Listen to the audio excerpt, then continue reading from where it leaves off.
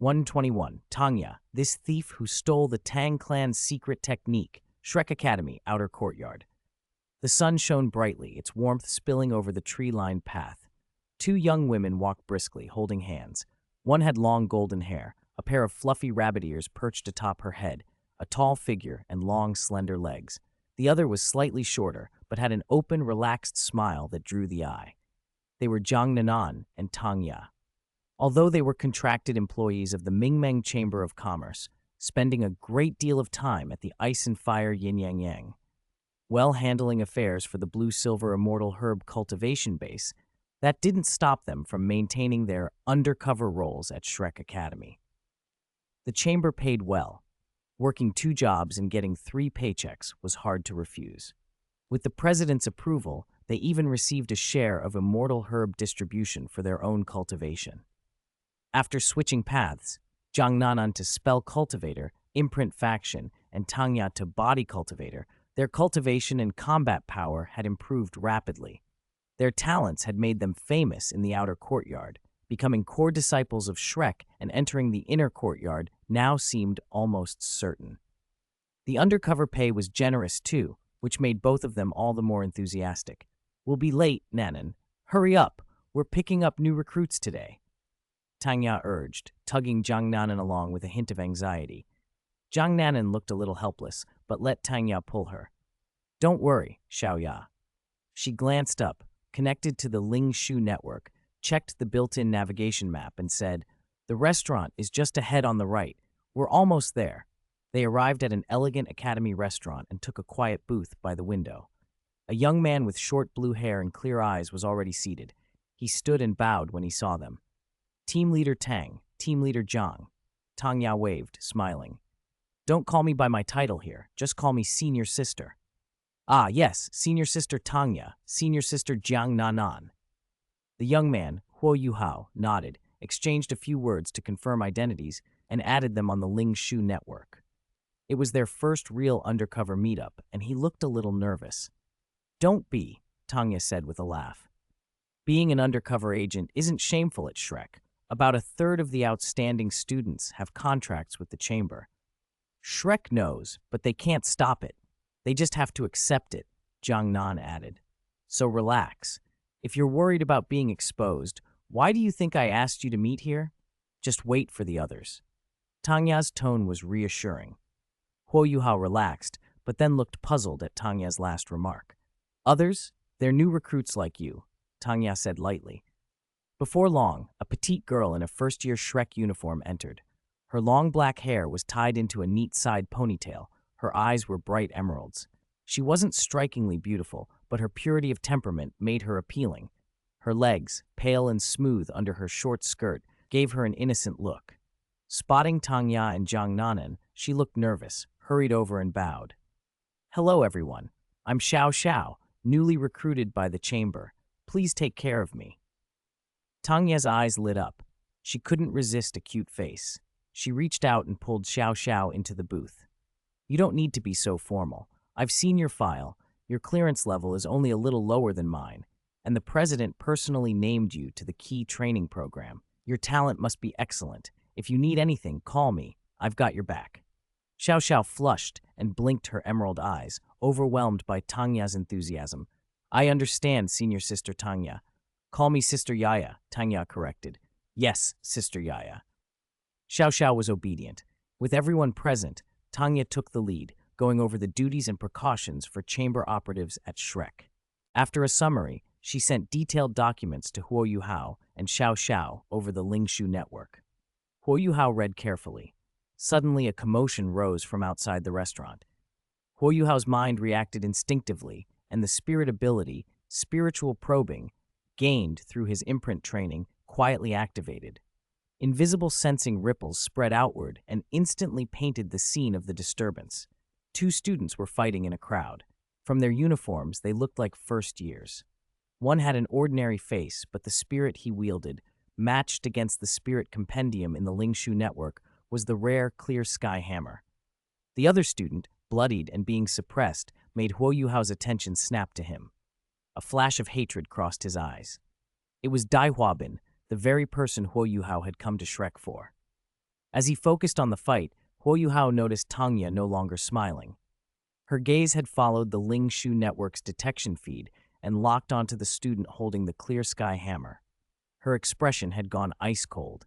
The gentle tone that had minutes before been full of warmth was gone, replaced by undisguised disgust. "This guy is a thief who stole my Tang clan's ultimate technique," Tang Ya said, voice filled with raw fury. 122. People outside. The whole incident with Tang San beating Dai Huabin on the street had to be traced back a few days. A few days earlier, Tang San had been beaten senseless by Dai Huabin and his guards. But because his body had been subtly altered by the faint divine force of the Asura god, Tang San recovered unusually fast. He also managed to register just before Shrek Academy's final deadline and became a student of Shrek. Just as he was leaving his dormitory to go to the cafeteria for lunch, Tang San ran into Dai Huabin, alone, without his guards. Something long suppressed exploded in an instant. Rage washed over him like a volcanic blast. His eyes went crimson, and his thoughts cleared until only one thing remained: revenge. He moved without wasting words. Tang San flicked his wrist, and several cold, needle-like hidden weapons streaked toward Dai Huabin's face like venomous snakes. His footwork became fluid and unpredictable, closing the distance as if following Guimei's steps. His palm took on a jade-like quality, then formed into a fist and struck. Dai Huabin didn't expect such a sudden, vicious attack inside the academy. He barely managed to dodge the vital points, but he was hit by the hidden weapons. Before he could shout, Tang San was already upon him. Yellow and 2 purple spirit rings flared under Tang San's feet. As his spirit light flashed, a mysterious jade, hand-empowered fist and the clear sky hammer fell together. Deprived of his guards and taken completely off guard, Dai Huabin was suppressed the moment they connected. After a few rapid exchanges, Tang San forced him to the ground and began hammering his face with repeated blows. Dai Huabin lay there, contorted with pain and fury. Onlookers gathered. After a time, the dull thudding stopped. Tang San froze, the crimson in his eyes ebbing away until clarity returned. He looked down at the disheveled Dai Huabin beneath him and felt a hard, cold satisfaction. Revenge had been tasted. Unnoticed by anyone, as the last of the red receded from his eyes, faint, eerie, blood-red patterns flickered across the ancient surface of the clear sky hammer and then vanished. "Stop! What are you doing?" Members of the academy patrol finally arrived and hauled Tang San, hands stained with blood, off Dai Huabin. They quickly carried the battered, near-unconscious Dai Huabin away for treatment. The uproar caused by a new student erupted and was suddenly over. By a restaurant window a short distance away, several figures had watched it all. Tanya still wore an expression of disgust, though the killing intent she'd shown before had cooled. She inhaled slowly and said, "It can be basically confirmed that he used a Tang Sect ultimate skill." "Xiaoya."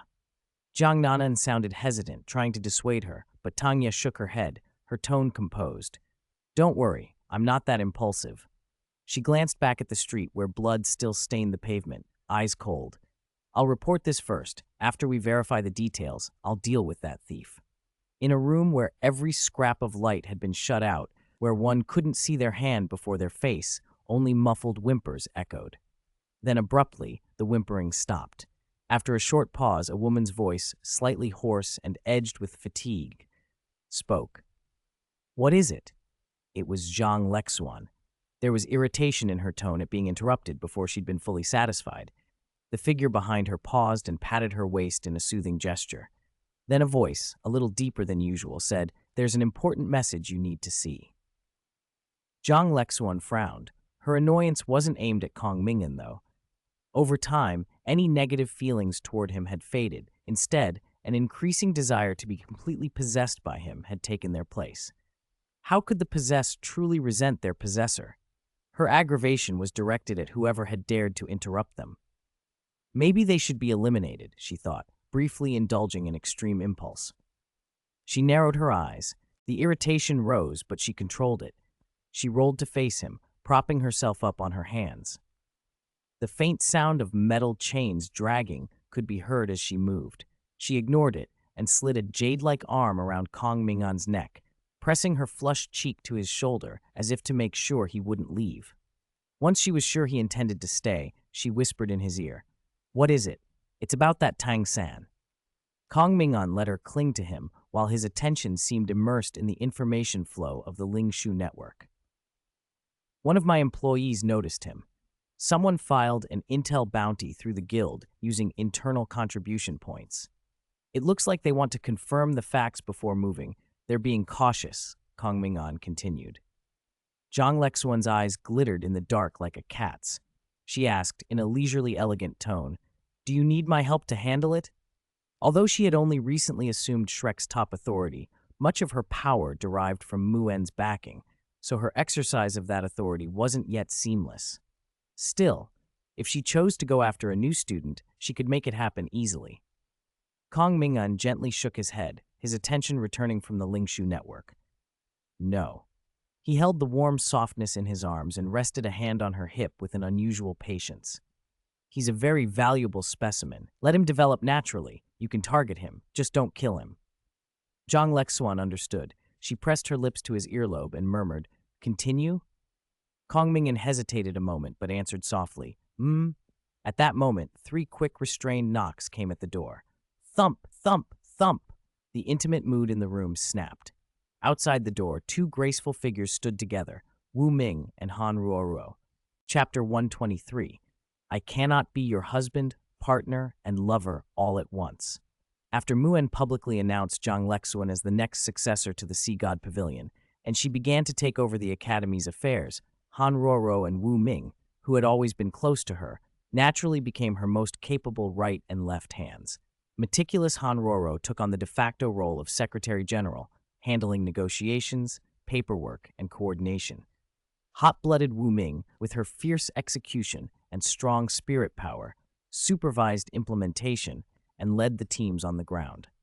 The recent cooperation with the Ming'an Chamber of Commerce to renovate the new student dormitories had showcased their strengths. Han Ruoruo negotiated and planned, Wu Ming led the construction and logistics, and together they solved the dormitory crisis before the semester began, so the new students wouldn't have to fight over a single bathroom. Because of their abilities and absolute loyalty to Zhang Lexuan, they quickly became an indispensable core of her new leadership at Shrek. Now, standing outside a tightly closed office door, Wu Ming leaned toward Han Ruoruo and whispered, "Is Sister Lexuan not here? Why hasn't she answered after we knocked so many times?" Han Ruoruo considered for a moment, then shook her head. "Maybe she's resting. Lexuan's been exhausted lately. She's taken on so many tasks. There are 1,000 loose ends. When she's busy, she'll go a week or 2 without proper sleep. I remember her last real break was only a few hours, and that was over a month ago." Wu Ming's face registered pained concern. As Zhang Lexuan's friends and aides, they both knew the weight she carried. Unless something truly urgent required her personally, they wouldn't want to disturb her. Wu Ming hesitated about knocking again when suddenly, thump, a faint sound came from inside, as if something had brushed the door. Then Zhang Lexuan's voice, hoarse and as if dragged out of sleep, came through. "Wu Ming and Ruo."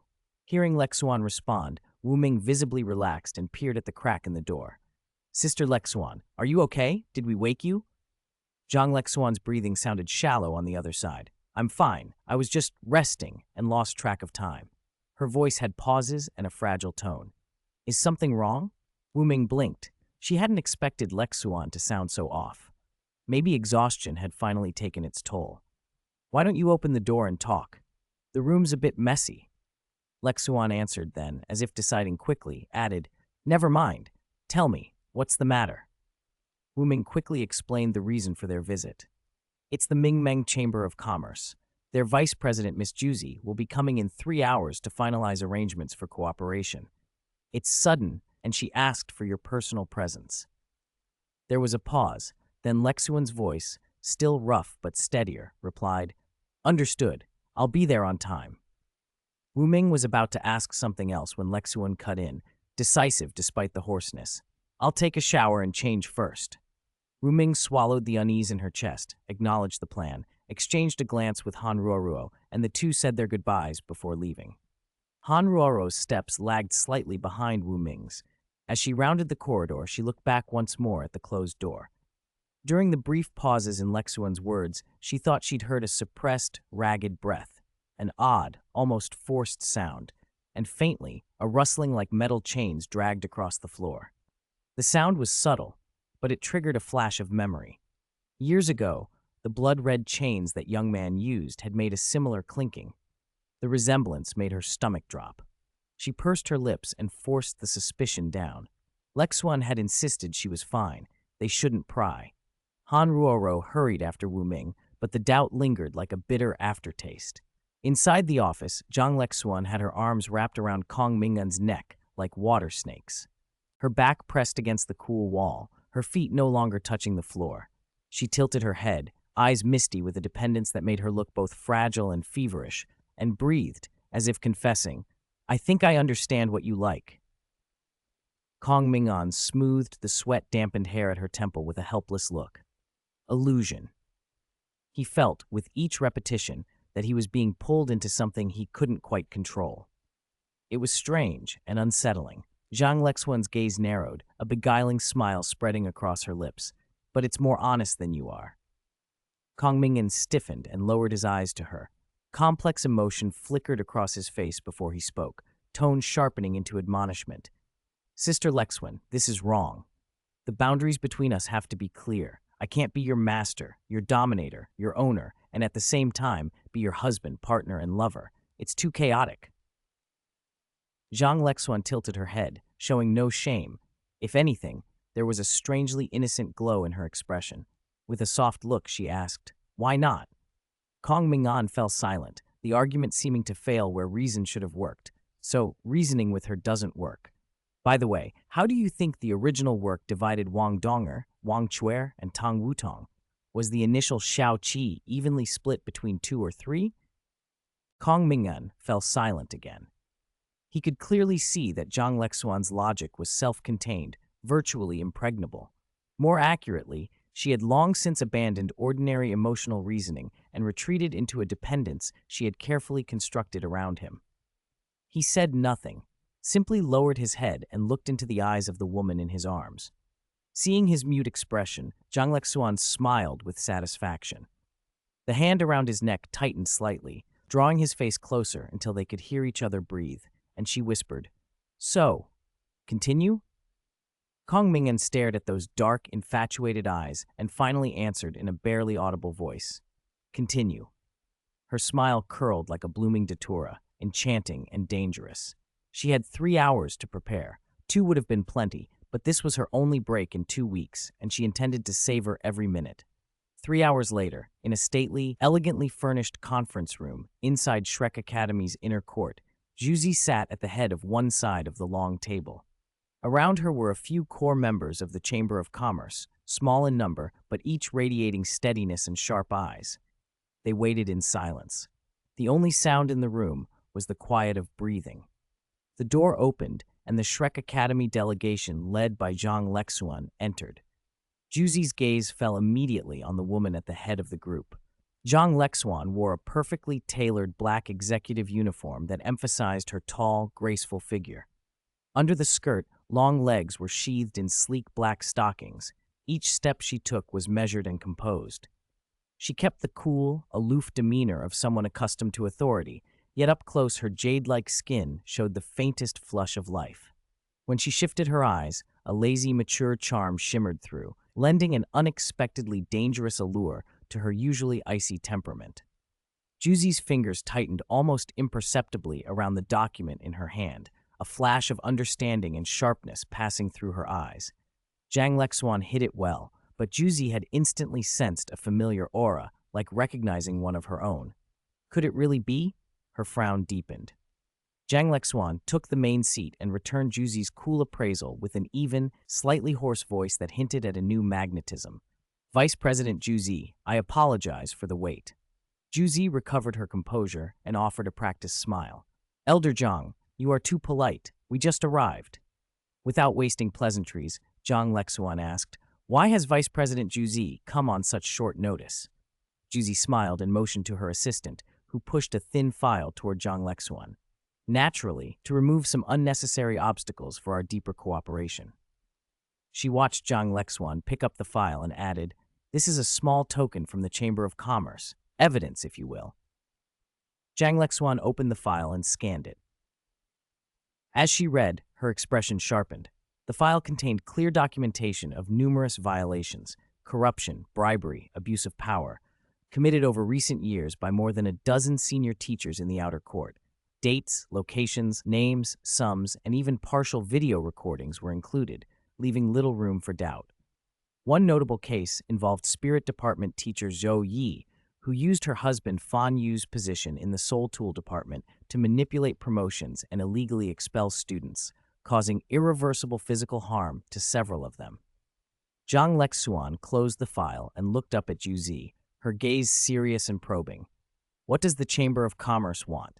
With this file, she could quickly purge the outer court, restore the Academy's prestige, and accelerate the recovery of her own authority.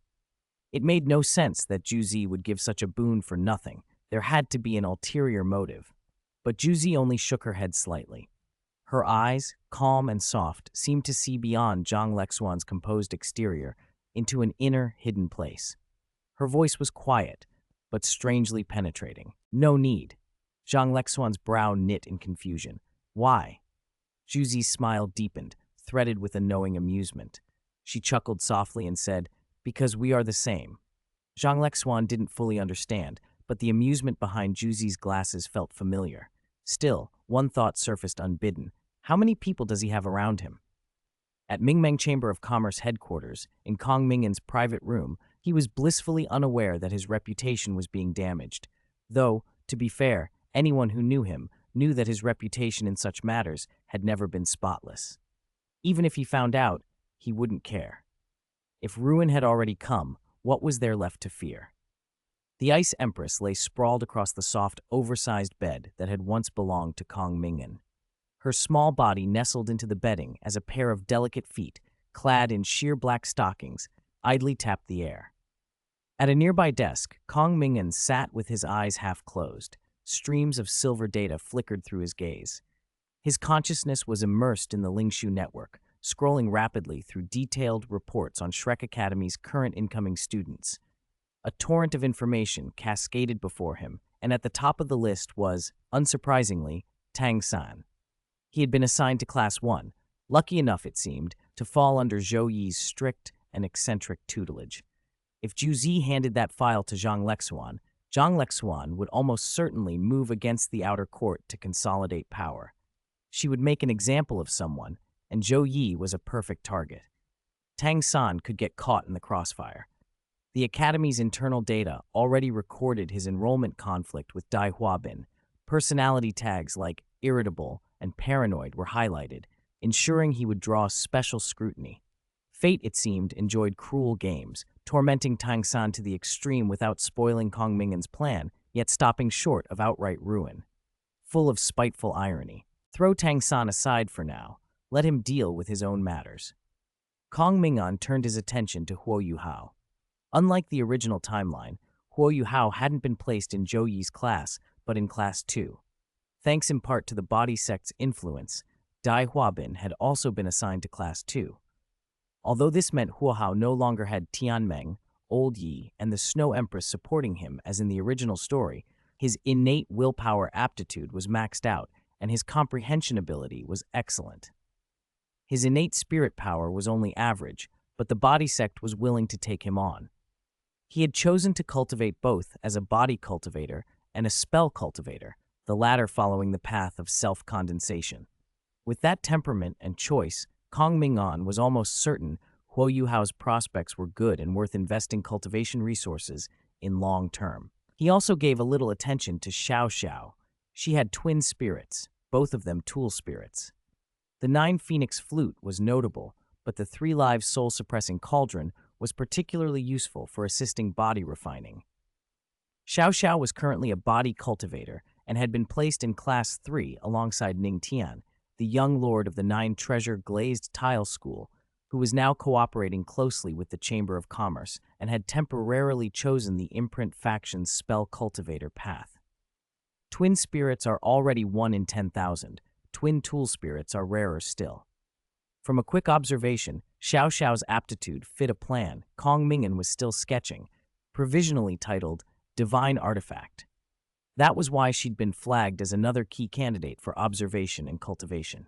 His gaze swept the freshman roster at Shrek Academy. He checked the main list, the alternates, and the rejected applicants. One name he expected to find was missing. Not Wang Dong. Where was Wang Donger? Kong Ming'an frowned.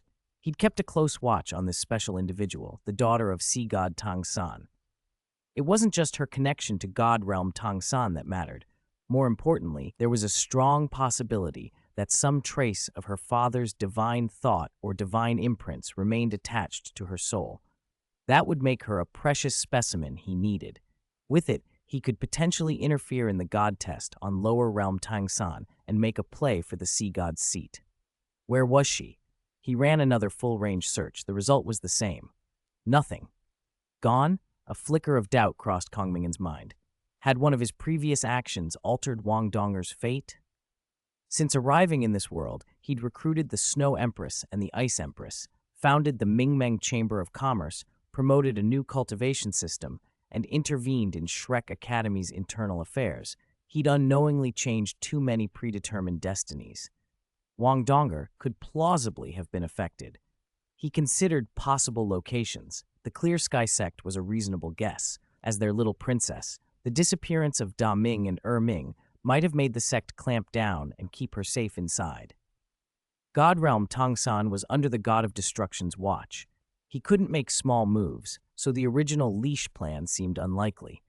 In short, the Clear Sky Sect was a likely place for her. Yet Kong Ming'an felt, inexplicably, that she wasn't there. He lowered his eyes and broadened the search in his mind. As information surfaced, a prompt-like intuition nudged him.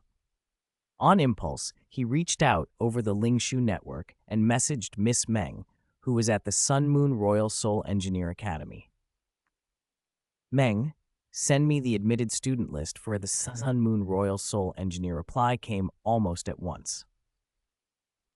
Why do you need it?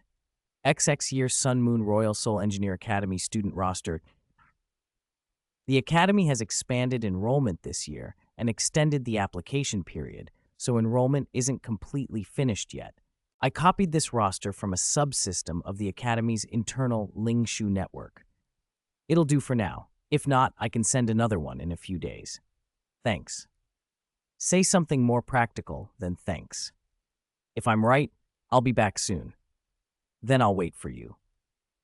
Kong Ming'an opened the attached document with his divine thought. The Academy's student information unrolled in his mind. Names, spirits, places of origin. He set a search filter. Name, Wang Dong, Wang Donger. Gender, male, female. Age within the appropriate range. The search returned a hit. Name, Wang Donger. Spirit, Radiant Goddess Butterfly.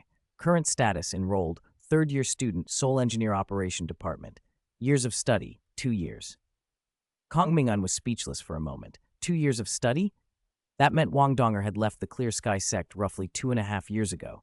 Counting back, that coincided with the time Da Ming and Ming attacked him under Tang San's orders. So after Da Ming and Ming disappeared, Wang Donger must have followed leads to the capital and, based on her talent, joined the Sun Moon Royal Soul Engineer Academy. Kong Ming'an recalled the first time he'd met the God of Destruction and learned both of his identity as a child of destiny and of Tang San's divine thought. He'd thought it a shame the God of Destruction had erased Tang San's divine thought, how valuable it would have been as material. Could it be that, back then, the plane had already sensed his interest and sent Wang Donger forward, only to find his attention elsewhere, so it had shelved her? And now, because Lower Realm Tang San had come to his mind again, the plane pushed Wang Donger back into his path at this moment. The plane will's protection and favoritism toward its designated child of destiny could be so direct and crude. The thought shocked Kong Ming'an deeply. 126. Wang Donger was set up Sun Moon Empire, capital city. Beside a busy street, a building with an extraordinary aura stood quietly. 4 large gilded characters crowned the plaque. Kong Family Chamber of Commerce. A graceful figure stood alone in front of the building. The girl had an exquisite face, skin whiter than snow, and long hair that faded from blue to pink, matching magnificent eyes of the same hue. It was Wang Donger. Her figure was fully developed, delicate curves wrapped in her body integration school uniform, revealing the youthful vitality of a young woman. Academy life over the past few years had changed her. She had nearly overcome the instinctive aversion to spirit tools that had once arisen from deep within her soul. With the aerial advantage of her radiant goddess butterfly spirit and the aid of various spirit tool thrusters, her mobility and combat ability in the air were among the best of her rank. Furthermore, thanks to the solid foundation laid by the many heaven and earth treasures she consumed in her early years and her considerable aptitude, her spirit power cultivation had broken past rank 30. Her spirit ring configuration, 1 yellow and 2 purple, put her among the outstanding of her age. More importantly, she had joined the Academy's secretive, powerful Sun-Moon Club and chosen the club's body cultivator path.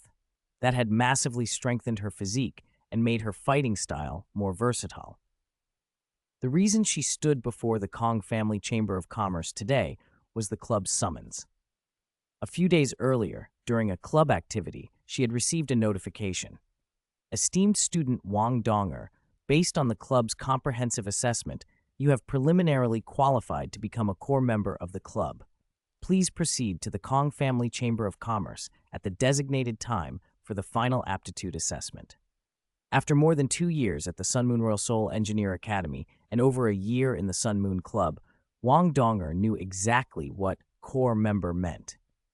It was practically a guaranteed entry into Ming'an Hall, massive cultivation resources, top-tier spirit tool knowledge, and connections beyond imagination. She had not forgotten why she came to Sun Moon, to gain influence within the Sun Moon Empire while growing stronger. Only with greater status and power could she investigate the disappearance of her big father and second father more thoroughly. Becoming a core member would speed that process. Still, standing before the chamber's entrance, Wang Donger's legs, clad in pure white stockings, tensed slightly. A trace of nervousness showed. After a long breath, she suppressed it and stepped through the doorway. Inside, the Chamber of Commerce was not as bustling as she had imagined. It was unusually quiet and orderly. The floor shone like a mirror. Spirit tool lights glimmered softly, and a delicate fragrance lingered in the air. Rather than a mercantile hall, it felt like an advanced research institute or a high-end office. A staff member in a crisp uniform with a kindly face approached, smiling. "Are you young Miss Wang Donger?" "Yes." Wang Donger nodded. The attendant gave a knowing nod, clearly prepared, and gestured politely. "Please follow me." She rode a silent spirit tool elevator up to the building's higher floors. The attendant led her to the entrance of a futuristic laboratory and indicated a massive, oddly shaped test cabin in the center of the room, a crystal-like coffin. Calmly, the attendant instructed, "Student Wang Donger, please remove all spirit tools you are wearing, then enter the test cabin, put on the helmet nearby, and lie down. The assessment will begin automatically." Wang Donger complied. She laid her spirit tools on a nearby table, removed her shoes, and approached the cabin.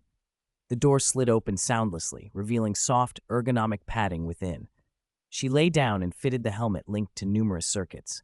As she leaned back, her body sank into the padding. It felt unbelievably comfortable. The cabin door sealed with a soft whisper, cutting off outside light.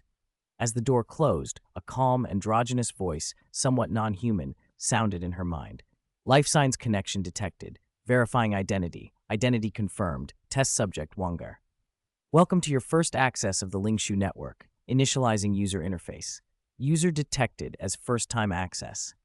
Please carefully read and understand the following Lingshu network user agreement and privacy policy. A flood of information washed into Wang Donger's consciousness like a gentle tide. For a moment, she felt vaguely dizzy. Then her awareness sank entirely into the Lingshu network. In the real world, her body slipped into a deep sleep without her realizing it. Her senses were sealed. She vanished from the immediate world. Once the system confirmed her consciousness was fully immersed, the lab wall rippled like water and 3 figures glided in. The one leading them was Kong Ming'an.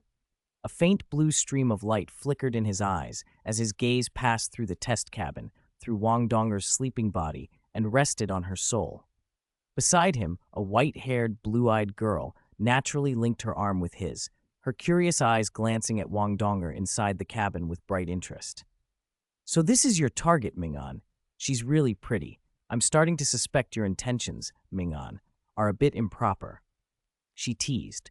"Just how ruined has my image become in your heart?" Kong Ming'an said, watching Wang Donger's soul. The girl smiled and leaned a little closer. "Roughly the kind who changes partners every day?" "Then I truly am beyond saving," he replied with a rueful tone. Their banter and the casual intimacy between them, movements so in sync they seemed instinctive, would make anyone assume they were a perfect match. A little behind them stood the Ice Empress, arms crossed, expression unreadable. Her golden eyes curled with a faint chill. She was not pleased, extremely unhappy. "All right, time to deal with Tang San's Asura God's throne. Speaking of which, does this count as helping Tang San solve his inability to control the Asura God throne?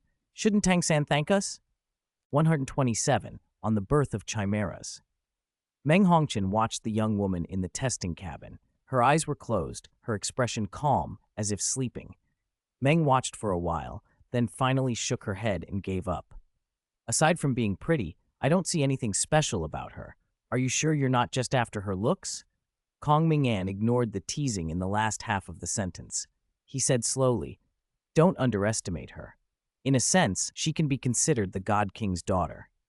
"The God King's daughter?" Meng Hongqin's beautiful eyes widened with surprise.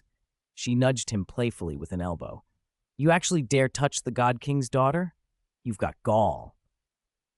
Kong Ming'an, who rarely hid things from the young miss he'd grown up with, had occasionally told her stories about the God realm, so Meng wasn't entirely ignorant. He gave a helpless look. "What kind of person do you take me for?" Meng raised an eyebrow and smiled. "What do you think?" Kong Ming'an wisely let the subject drop. He slowly took his gaze off Wang Donger, and the pale blue light in his eyes faded. "Is that all?" he asked. Meng nodded slightly. Kong Ming'an continued, speaking slowly. "I've mostly figured it out. The structure isn't very complex, but the level is quite high." He was telling the truth. Wang Donger's soul was straightforward enough to analyze, and its state was exactly what he had expected: fragmented. What surprised him was that the soul wasn't split into three pieces as he had imagined. Instead, it was missing roughly one half. From the scant clues that matched the original events, he pieced together a likely sequence. The original complete sea god's daughter, hereafter called Xiao Qi, had her soul split into two parts. One half was kept by Tang San of the God realm, and the other half became Wang Donger. Later, during the fated connection between Huo Yuhao and the Emperor Auspicious Beast, Wang Donger's half-soul was divided again. Part of that divided portion merged with the Emperor Auspicious Beast, the three-eyed golden lion, and became Wang Chuer. That explained the dramatic shift in Wang Donger's personality before and after those events. She only retained a quarter of her original soul, so a fundamental change was inevitable. After Wang Donger and Wang Chuer died, both soul fragments were seized by Tang San. Using the half of Xiao Qi's soul he had kept, Tang San devoured Wang Donger's and Wang Chuer's remnants, and from that fusion, Tang Wutong was born. That had been the original path of fate. But things had changed. Tang San of the God realm was now isolated outside the Duluo plane and under the watch of the God of Destruction, prevented from interfering with the Duluo plane.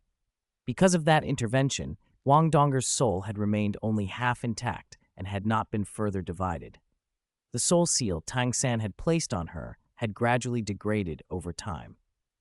Kong Ming'an looked at Wang Donger, sleeping in the testing cabin, and explained to Meng Hongqin and the Ice Empress, who'd come to stand beside him. Under normal circumstances, a soul missing half of itself like this should have dissipated long ago. Even if it were barely sustained, it would very likely be mentally incapacitated or reduced to a vegetative state. However, there's a cluster of blue-gold energy inside her soul, and that energy is divine rank. Because of its superior quality and status, that power has forcibly maintained the structure of her incomplete soul, preventing it from collapsing outright.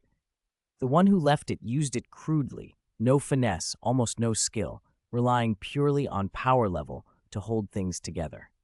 But because the method was so crude, the power self-adapted a little.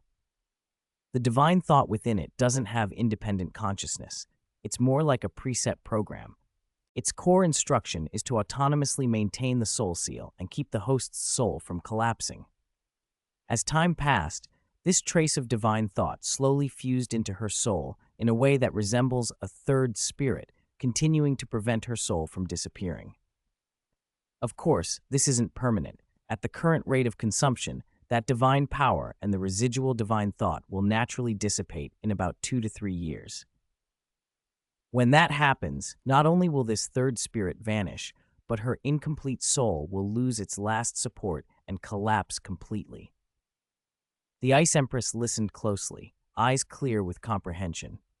Meng Hongqian followed Kong Ming'an's line of thought and bluntly asked, "So why don't we just kill her and extract the power?" Kong Ming'an shook his head. "The fusion is too deep. The divine power, the divine thought, and her remnant soul have almost formed a symbiotic whole. One flourishes, all flourish. One withers, all wither. My ability to meddle with divine power is limited. Forcibly tearing it away would almost certainly annihilate the divine power, the divine thought, and her soul all at once." Meng pouted, a little disappointed. But Kong Ming'an shook his head again. His gaze returned to the sleeping girl. The pale blue light in his eyes brightened, deeper than before, as if calculating complex possibilities. After a moment, the corners of his mouth curved into a small, involuntary smile. He said, his voice cutting through the lab's silence. "It can be used, and it's very useful." Because Tang San had not maintained it, and perhaps because Tang San was not a master in soul arts, the divine power and divine thought left on Wangdonger had become so attenuated they were on the verge of natural dissipation. In that weakened state, they were just within the realm Kong Ming'an could meddle with. They existed only by coexisting with Wangdonger's incomplete soul, taking on a spirit-like, almost symbiotic form. If he could integrate a portion of his own power into the thin divine energy and divine thought left by Tang San, he might interfere with, analyze, and even control them. If he could penetrate the true nature of divine power, it would offer critical insight into transforming spirit power and qi and blood power, accelerating his progress in perfecting the system. If he could simulate, or even reconstruct, the sea god's divine power and replicate Tang San's divine thought, then perhaps he could recreate the sea god's divine force and divine thought, and with that knowledge and ability, seize the sea god's seat from Tang San and instantaneously forge it anew. 128. The divine test has been updated. The divine test has been updated. Kong Ming'an felt a long-dormant curiosity stir within him. Thanks to the spiritual pivot, many of his research problems could be handed off to it for deduction, leaving him only the final synthesis and optimization. That had left him unusually idle lately, but this new discovery had rekindled his interest. Miss Meng, standing nearby, watched Kong Ming'an's eyes and let out a soft, involuntary sigh. She knew her childhood sweetheart would likely lock himself in the lab again. As she had guessed, Kong Ming'an soon slipped into a state of intense study, a state that lasted a full 3 months. Sun Moon Empire, capital city. The same laboratory in the Kong family chamber of commerce. As the last trace of energy left his fingertips and merged into the body of the young girl who had lain asleep in a testing capsule for 3 months, Kong Ming'an finally exhaled. He told the spiritual pivot to record and verify the recent data, then sank back into the soft lab chair as if all his strength had drained away. 3 months of sustained, high-intensity mental focus and energy manipulation had taken their toll.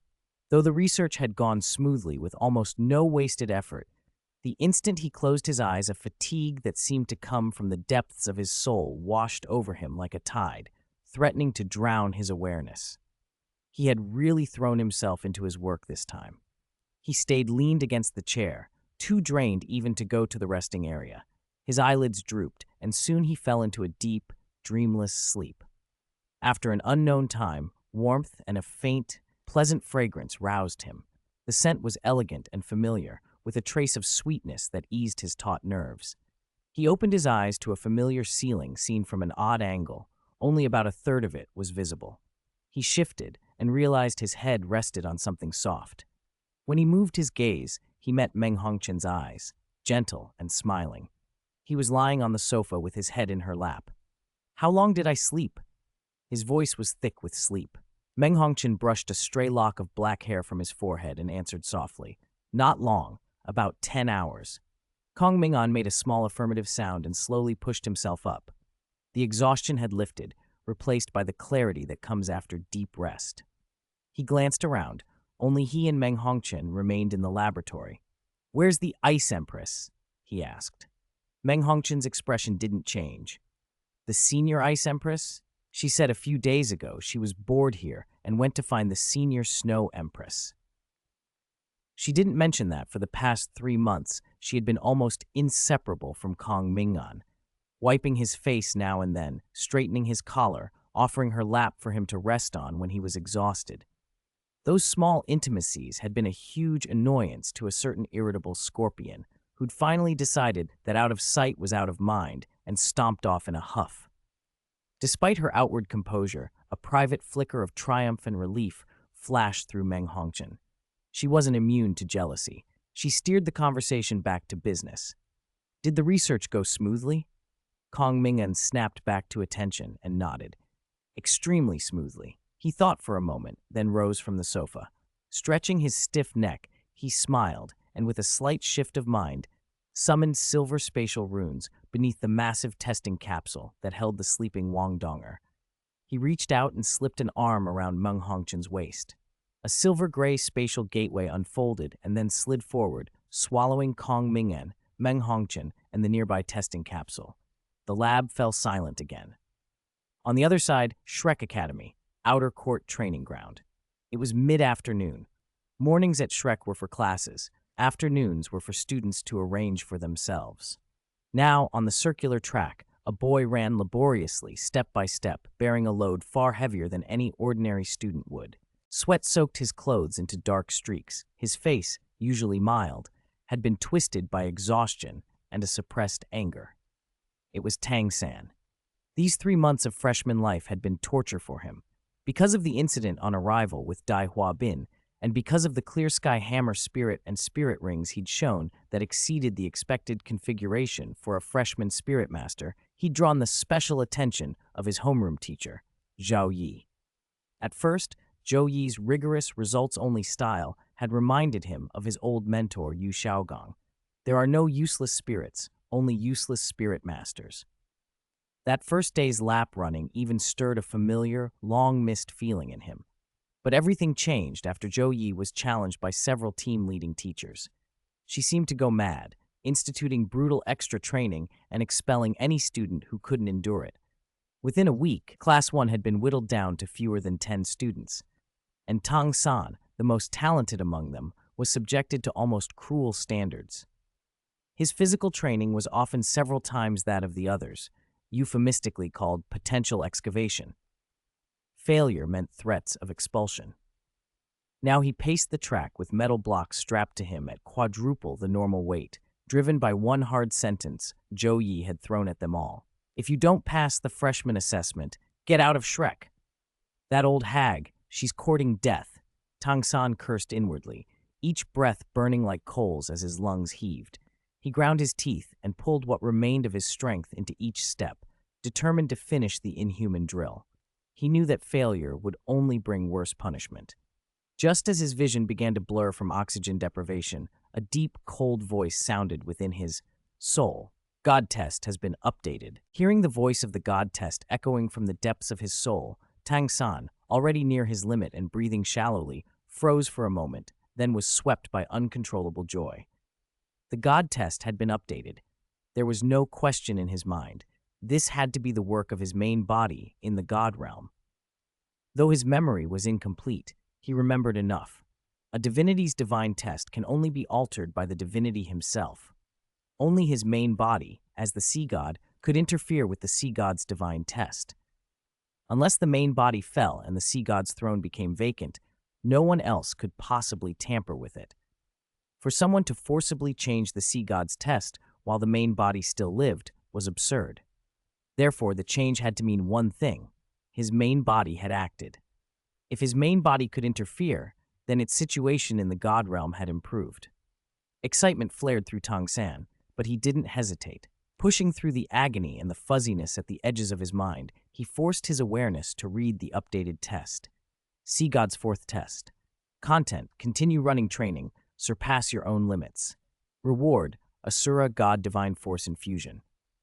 As he had hoped, Tang San's eyes lit with an indescribable elation. The test had truly changed. He remembered that the original fourth test had required hunting several spirit beasts of specific cultivation years, time-consuming, dangerous, and exhausting. Now it only demanded he keep running and exceed his limits. For him, that was suddenly simple. His main body was helping him. That surge of relief and energy hit him like adrenaline. His legs, which had felt like lead, started moving again, faster than before. He ignored the tearing screams of his muscles and the groans of his overloaded bones. With something close to self-harm, he wrung every last drop of potential from his body, determined to complete the surpass your limits requirement. Watching from the sidelines, Zhou Yi, who'd been monitoring his training closely, couldn't hide a trace of surprise on her stern face. She had been prepared to end the session to prevent Tang San from seriously injuring himself and jeopardizing the freshman assessment. She didn't expect that, in such a state, the boy could summon such willpower and accelerate further. A flicker of mania crossed her eyes. 3 months ago, Mu Jin, who often opposed her, had come to her with teachers from the academy's new supervisory department and a stack of evidence. They'd publicly questioned her high expulsion rate and the effectiveness of her high-pressure elimination method. She'd been furious and argued with Mu Jin until they made a bet. The current freshman assessment would decide whose approach was right. Zhou Yi was determined to train the champion team, and her trump card was Tang San, the boy with the clear sky hammer spirit and unbelievable tenacity. This year's freshman assessment would be more public than ever, a grand spectacle. It was pressure and opportunity alike. She had to win, to silence Mu Jin and the critics. Level 30-something. Not enough. Need more, she muttered, eyes fixed on the figure pounding the track. Prepare more medicinal pills to stimulate potential and some to boost spirit power output. She wanted Tang San stronger for the competition. Consequences after the event be damned. All she cared about was the championship. Hours passed while Tang San gasped and ran. The setting sun painted the field crimson. His consciousness blurred. The obsession to finish the divine test alone sustained him. Just as his body teetered on the edge of collapse and darkness began to close in, a cold, majestic voice sounded again inside him. Sea God's fourth test, complete. The torment stopped. Tang San's taut nerves loosened, his vision went black, and his body slumped forward, crashing onto the track. He couldn't get up. What had Ming'an done? The answer was simple. He had usurped part of the Sea God's divine test authority by disguising himself as the Sea God. This was the fruit of 3 months' relentless research. The divine force and divine thought sustaining Wang Donger's soul had formed a deep symbiosis with her being. Forcibly ripping them away would have amounted to destroying her. So Ming'an chose another route. He did not attempt to strip Wang Donger of her divine force or divine thought. Instead, he focused on the opposite, using his absolute control over energy and soul to reconstruct and stabilize Wang Donger's third spirit, the Sea God martial soul, which had been a phantom on the edge of dissipation. Ming'an rebuilt that martial soul into a truly stable, clearly perceptible, partially usable special spirit. During the reconstruction, he deeply integrated his own power and unique spiritual imprint into it, and he went so far as to overwrite, or at least replace, the original masterless divine thought program that had acted only on instinct. In effect, he obtained absolute control over this Sea God martial soul, which still depended on Wang Donger's existence. Through it, he could freely use the remaining divine force and divine thought. Under these conditions, he could act as the Sea God on the Doluo plane even while Tang San himself was alive, and no one would suspect the deception. After all, the power he wielded was genuine Sea God divine force. Although he had to exercise that power indirectly through Wang Donger, so long as she remained his vessel, he could borrow the Sea God martial soul's power at will. By wearing the Sea God's identity in this way, the God test system tied to lower realm Tang San, which also originated from the Sea God, made a false judgment. It identified Ming'an as the master and granted him full permissions. With God realm Tang San unable to interfere from that side, the the sea god's divine test on the lower realm came entirely under Kong Ming'an's control. Chapter 130, Tang San's Astounding Wisdom 2.0. Of course, some might ask, what use is complete control over the sea god's divine test? Kong Ming'an answered that it was immensely useful, so useful he could even attempt to seize divine force at the God King level and try to wrest the Asura god's god seat. That had not been his original intent. At first, he only wanted to use it to access the sea god's divine force, a first-rank deity-level power, as a sample for building his own system. But after connecting to Tang San's sea god's divine test through the sea god martial soul and catching a glimpse of many preset functions of the god test, his thinking changed. If he was going to play, he might as well play big. A mere sample of first-rank divine force and the hope of interfering with the sea god's own god seat could not satisfy him. He could be bolder and aim directly at the Asura god's god seat. Inside the laboratory, Kong Ming'an lifted his eyes a fraction. His gaze seemed to pierce the dome, the plane's barrier, and reach toward the ethereal god realm. A faint smile curved his lips as he murmured with barely concealed anticipation, "So, esteemed sea god, have you, without realizing it, personally handed the Asura god's god seat, something you yearned for but couldn't control, into my hands, step by step?" In the god realm, deep within the sea god's palace, in a warmly furnished chamber, a peerlessly beautiful figure leaned against a blue-haired man with natural intimacy. Xiao Wu and Tang San sat together. Xiao Wu raised her eyes, gently tugging Tang San's arm, worry heavy in her voice. "Brother, you still look ill. Can the power of the Asura god's god seat really still be held in check?" Tang San patted her hand and forced a smile. "Don't worry, Xiao Wu. It's still under control. Relying on the sea god's god seat, as long as I don't act rashly, I can hold on." His tone was light, but exhaustion and a barely concealed cold killing intent in his eyes betrayed his true condition. Bearing both the sea god's god seat and the Asura god's god seat might look to outsiders like a dual god position, twin spirits granting overwhelming power against equals. But for Tang San, it was a burden, not an advantage. Like twin spirits, if they couldn't be balanced, they became a crushing weight on the spirit master, even risking an explosive death.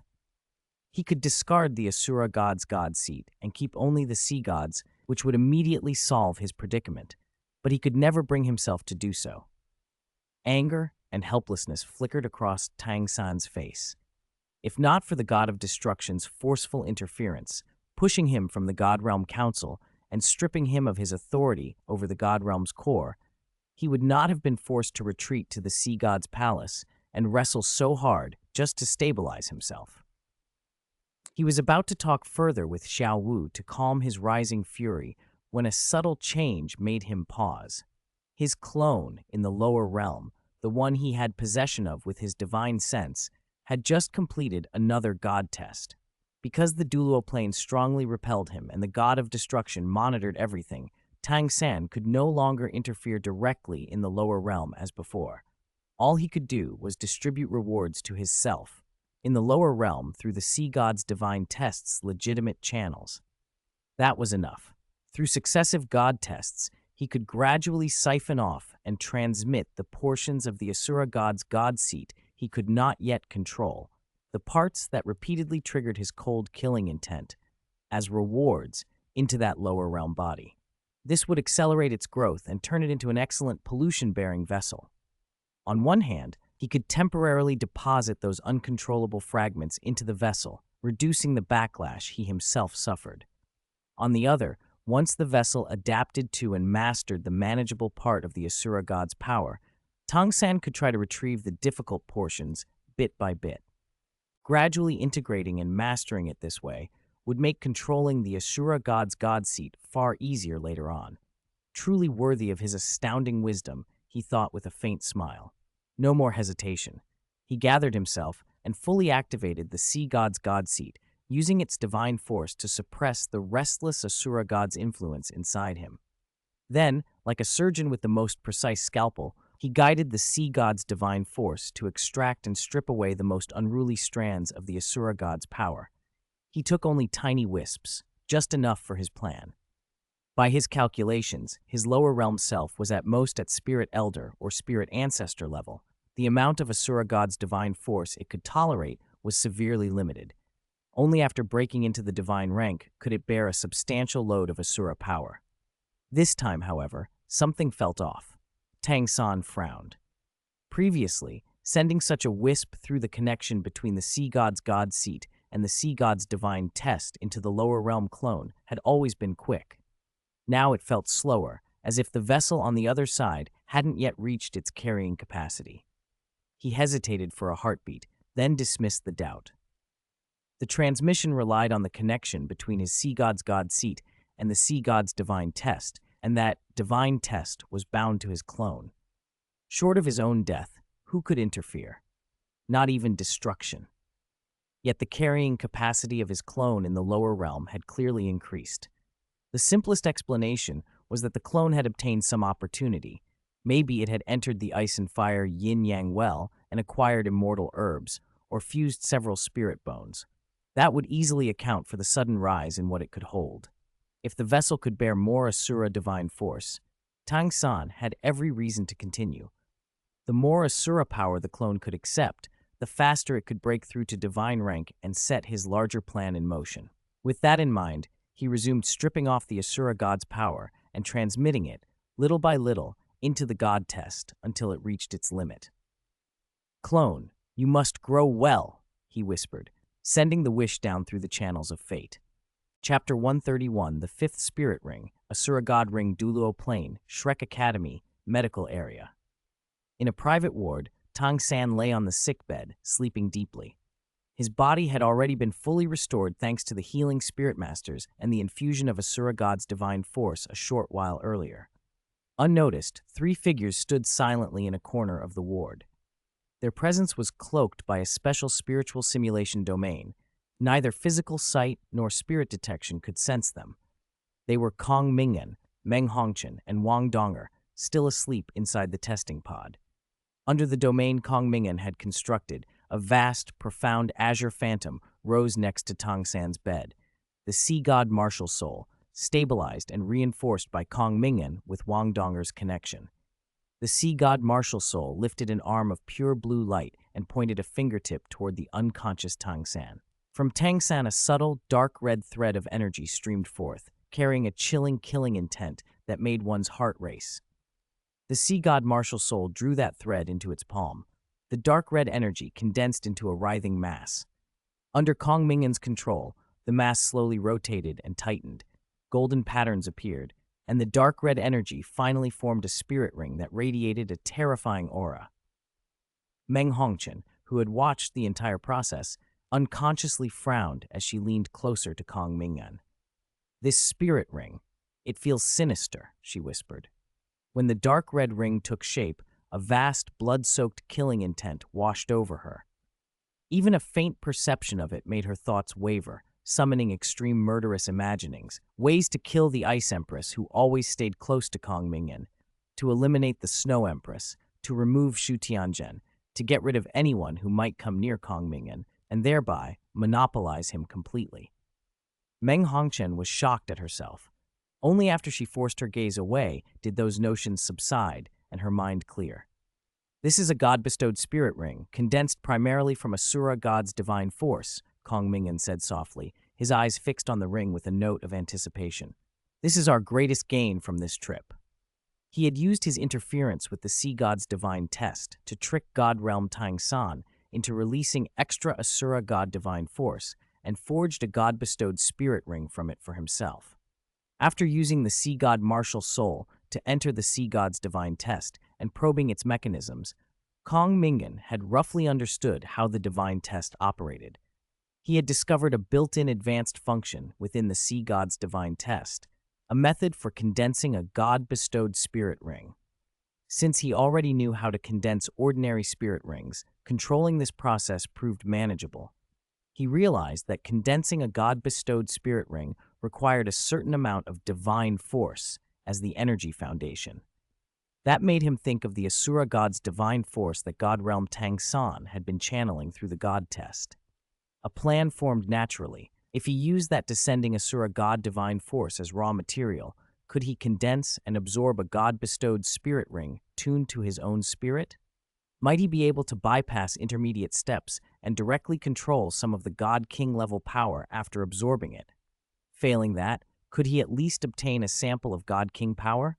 Having decided, he acted. The spirit ring formed. Once the God-bestowed spirit ring had condensed, Kong Ming'an used the sea god martial soul to cut the dark red energy extraction channel from Tang Sect and simultaneously signaled the illusion that the carrier's capacity has reached its limit. He then stored the dark red God-bestowed spirit ring. The sea god martial soul beside him condensed back to blue light and re-entered Wang Donger's body in the testing pod. Everything was settled. Kong Ming'an did not linger. The silver-gray spatial portal opened again. Holding Meng Hongqin's hand, carrying the dark red ring, and towing the suspended testing pod, Kong Ming'an stepped through and vanished from the ward. Capital City, Kong Family Chamber of Commerce Laboratory. Spatial ripples shimmered and the group returned safely. Meng, step back a little, Kong Ming'an instructed. She obeyed and retreated. After placing Wang Donger and the testing pod in a corner of the lab, Kong Ming'an sat cross-legged on a cushion and stared at the dark red God-bestowed spirit ring in his palm. He extended fine threads of spirit power from his body and began to bind to the ring. The spirit ring trembled. Strands of dark red energy, like living tentacles, tried to creep back along the spirit power threads to corrode Kong Ming'an's body and spirit. A cold, overwhelming killing intent crashed against his consciousness barrier, attempting to ignite the long-suppressed bloodlust in his heart. But before either the energy's impact or the spiritual corrosion could reach his origin, Kong Ming'an's invisible, absolute control smoothed it out. For a ring that was still fundamentally energy, there was no risk of him losing control. The absorption process was astonishingly smooth. The Asura God Divine Force, energy that would drive ordinary spirit masters insane, submitted to Kong Ming'an like a lamb. Piece by piece, it was dismantled and assimilated by his spirit power, easily absorbed and perfectly integrated into his spirit ring system. After a long while, Kong Ming'an opened his eyes. A streak of dark red light flashed across them and then cleared. One by one, 5 spirit rings rose from beneath him. The first was a silver glow ring transformed into the spiritual pivot. The second was another silver glow ring, now functioning as an information processor tied to the spiritual pivot. The third and fourth were ordinary, unremarkable blood-red 100,000-year spirit rings. The newly added fifth ring was a god-bestowed ring with a disturbing dark red base and intertwined golden patterns. Kong Ming'an called that fifth ring the Asura God Ring. 132. The mini Asura god who usurped the origin Kong Ming'an raised his hand, and the dark red spirit ring, inlaid with golden patterns, drifted slowly into his palm, then pulsed gently and elegantly. "So that's how it is," he murmured, eyes glinting with a new understanding. Only when the ring fully merged with his power and he could feel its essence clearly did it make sense why it had felt so strange. From the moment he began shaping the god-bestowed spirit ring, Kong Ming'an had noticed the divine force from the Asura god, by quality and level, was far above the sea god's divine force he had perceived from Wang Donger. The difference had seemed enormous, almost impossibly so. At first he thought it was simply the gap between a first-ranked divinity and a god-king. But after fusing with the ring, the truth became clear. This was not ordinary divine force from the Asura god. It was a fragment of the Asura god's core origin, torn off from the Asura god position by God Realm Tang Sect himself. Kong Ming'an let his fingertips trace the slowly rotating dark red ring, feeling the foreign essence within it, an essence unlike any energy he had encountered. To appreciate what he had gained, he had to understand the difference between a god position's origin and ordinary divine force. If a complete god position were a country, then the god position origin would be the sovereign right to rule that country, the royal authority itself. Divine force would be the citizens and resources, the concrete instruments of power. The first generation of divinity is the founding monarch. He creates the nation and holds 100% of its power, and the divine force obeys him without question. Second generation and later divinity are heirs. They prove themselves through tests, improve their compatibility with the god position, and only through recognition and succession by the previous generation can they inherit the throne, the origin, and become the new king. Tang San's case was different. He had, in effect, been given the throne by the founding king, suddenly abandoning his post. No tests, no proper succession. The populace of that country did not accept him. He was an airdropped, illegitimate ruler. The citizens, the divine force, resisted, creating frequent backlash and making Tang San's control unstable. To cope, God Realm Tang San adopted a crude but practical plan. He cut off a troublesome piece of the origin, the part that rebelled most, and bestowed it upon his lower realm self. That way, the objects of rebellion would afflict lower realm Tang San directly, easing God Realm Tang San's burden. While doing so, he would use the sea god position he controlled to suppress the Asura god position, then gradually reclaim the bestowed origin once it was safer. Originally, the intended recipient of such a bestowal should have been Xiao Wu, Tang San's life-bound scabbard, but Kong Ming'an appeared and everything changed. The appointment didn't reach lower realm Tang San. It was intercepted by the bandit who opened it. It was Kong Ming'an who received the mission letter and effectively took office in Goose Town. Judging by the situation, more appointment fragments would likely be sent when lower realm Tang San completed further sea god divine tests, giving Kong Ming'an opportunities to seize more of the origin. He stared at the little Asura ring on his fingertip. Theoretically, he was now also one of the holders of the Asura god position, a very small Asura god. The fragment he controlled probably amounted to 0.001% of the complete Asura god origin, or even less, but it was core origin power, taken directly from a god king. And the crucial difference, a normal legacy is like an emperor passing on the imperial seal the inheritor has the right to use and manage. Kong Ming'an, however, had devoured and assimilated this fragment of the seal into his own spirit ring system, making it an inseparable part of his power. He had taken territory and effectively declared himself ruler. He was preparing a rebellion while God Realm Tang San remained completely unaware. With time and more fragments, he only needed to surpass Tang San's current share. The entire Asura god position would then fall under his control. Once he controlled enough of the origin, he could bypass god tests and Tang San's personal will to directly command the Asura god position. This is an unexpectedly huge gain, Kong Ming'an said with a short laugh. He had only planned to target the sea god's position through the sea god's divine test, but now there was a real chance of controlling the Asura god position. Life was full of surprises. Having confirmed the spirit ring's absorption, he did not immediately dive into studying god-king level power. Instead, he calmed his mind and focused on the divine soul origin trapped within the ring. After fully incorporating this fragment, he now possessed an ability that came naturally with the Asura origin. He could sense the existence of other holders of Asura god origin. Because the origin belonged to a god-king level position, this perception ignored distance and obstructions. God Realm Tang San probably didn't have such an ability, or he would have detected Kong Ming'an's interception and never sent the fragment so carelessly. With that thought, Kong Ming'an no longer hesitated. He let his consciousness sink slowly into the origin. 133. First encounter with Tang San from the God Realm and the first generation Asura god. When Kong Ming'an sank his consciousness into the origin, the first thing he perceived was lower realm Tang San, still lying like a corpse on a bed in the Shrek medical ward. The faint wisp of origin within him was, to Kong Ming'an, like a firefly in the dark. Minute, even smaller than the origin contained in his Asura god ring, yet unmistakably present. He could feel that faint origin slowly reshaping Tang San's body, as instinctive and patient as an animal building a nest. After a quick inspection, Kong Ming'an withdrew his gaze and sent a thread of awareness farther along the origins. Guided by those threads, his perception rose with astonishing speed, breezing past the duloplane's barrier. His consciousness entered a world of vaster auras and far higher energy, the God Realm. Countless magnificent scenes flashed before him as he swept across that realm. At one moment, his awareness paused before a dressing table where a woman of exquisite beauty stood, a sorrow that could not be smoothed from between her brows.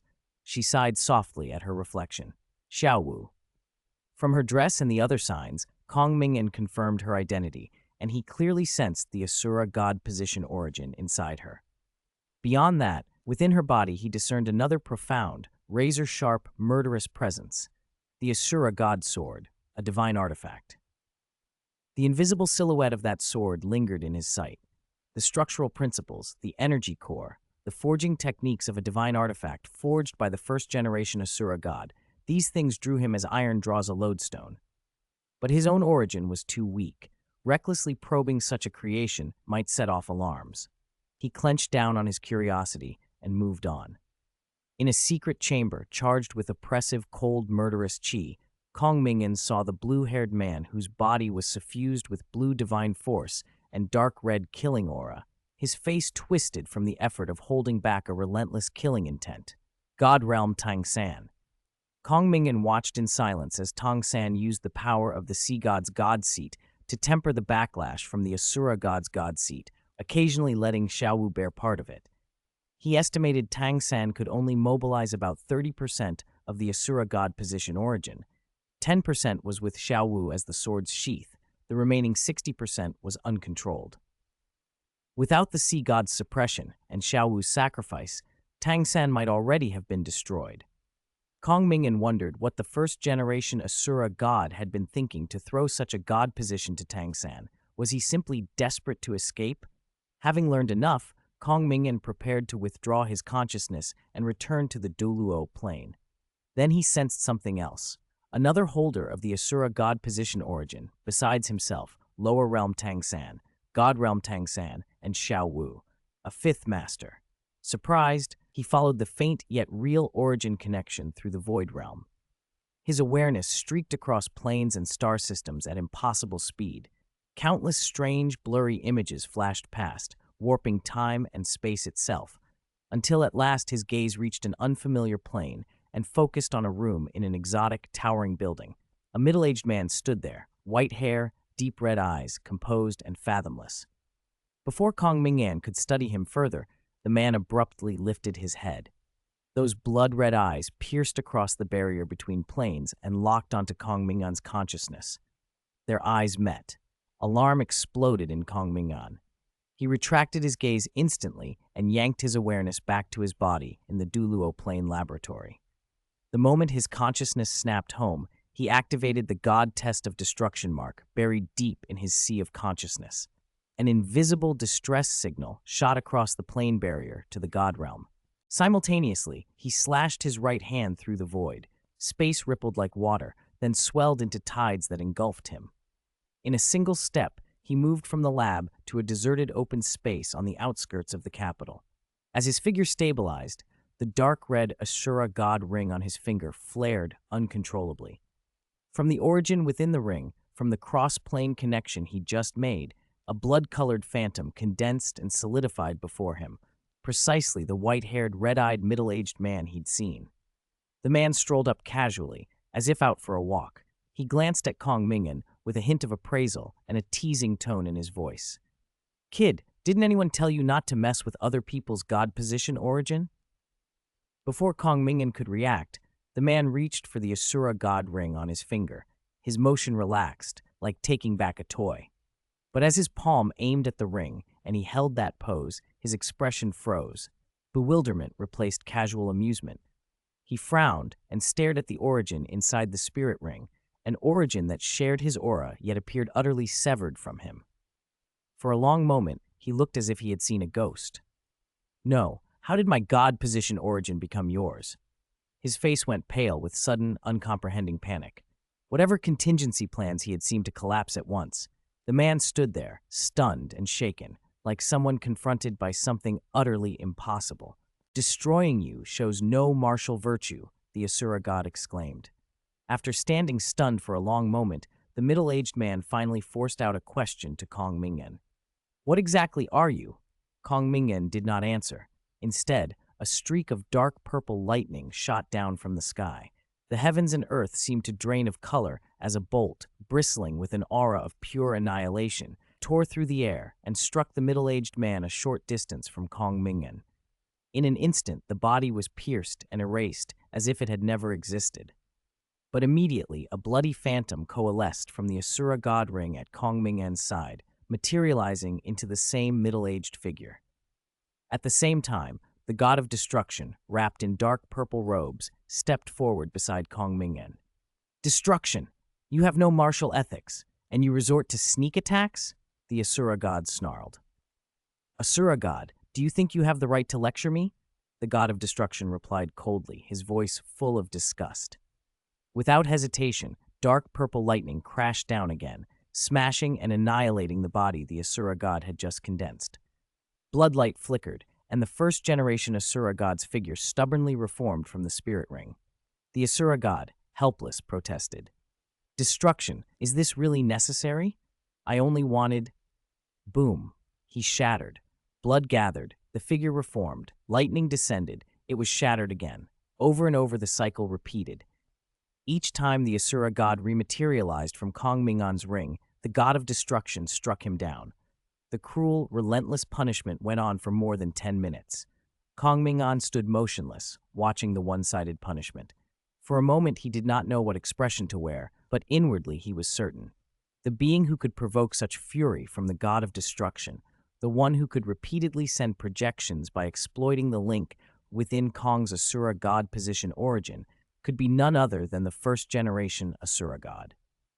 Finally, when the Asura god's form condensed again, the god of destruction paused. The Asura god dusted off his non-existent clothes with feigned nonchalance and looked toward the dark purple figure a short distance away. Have you calmed down?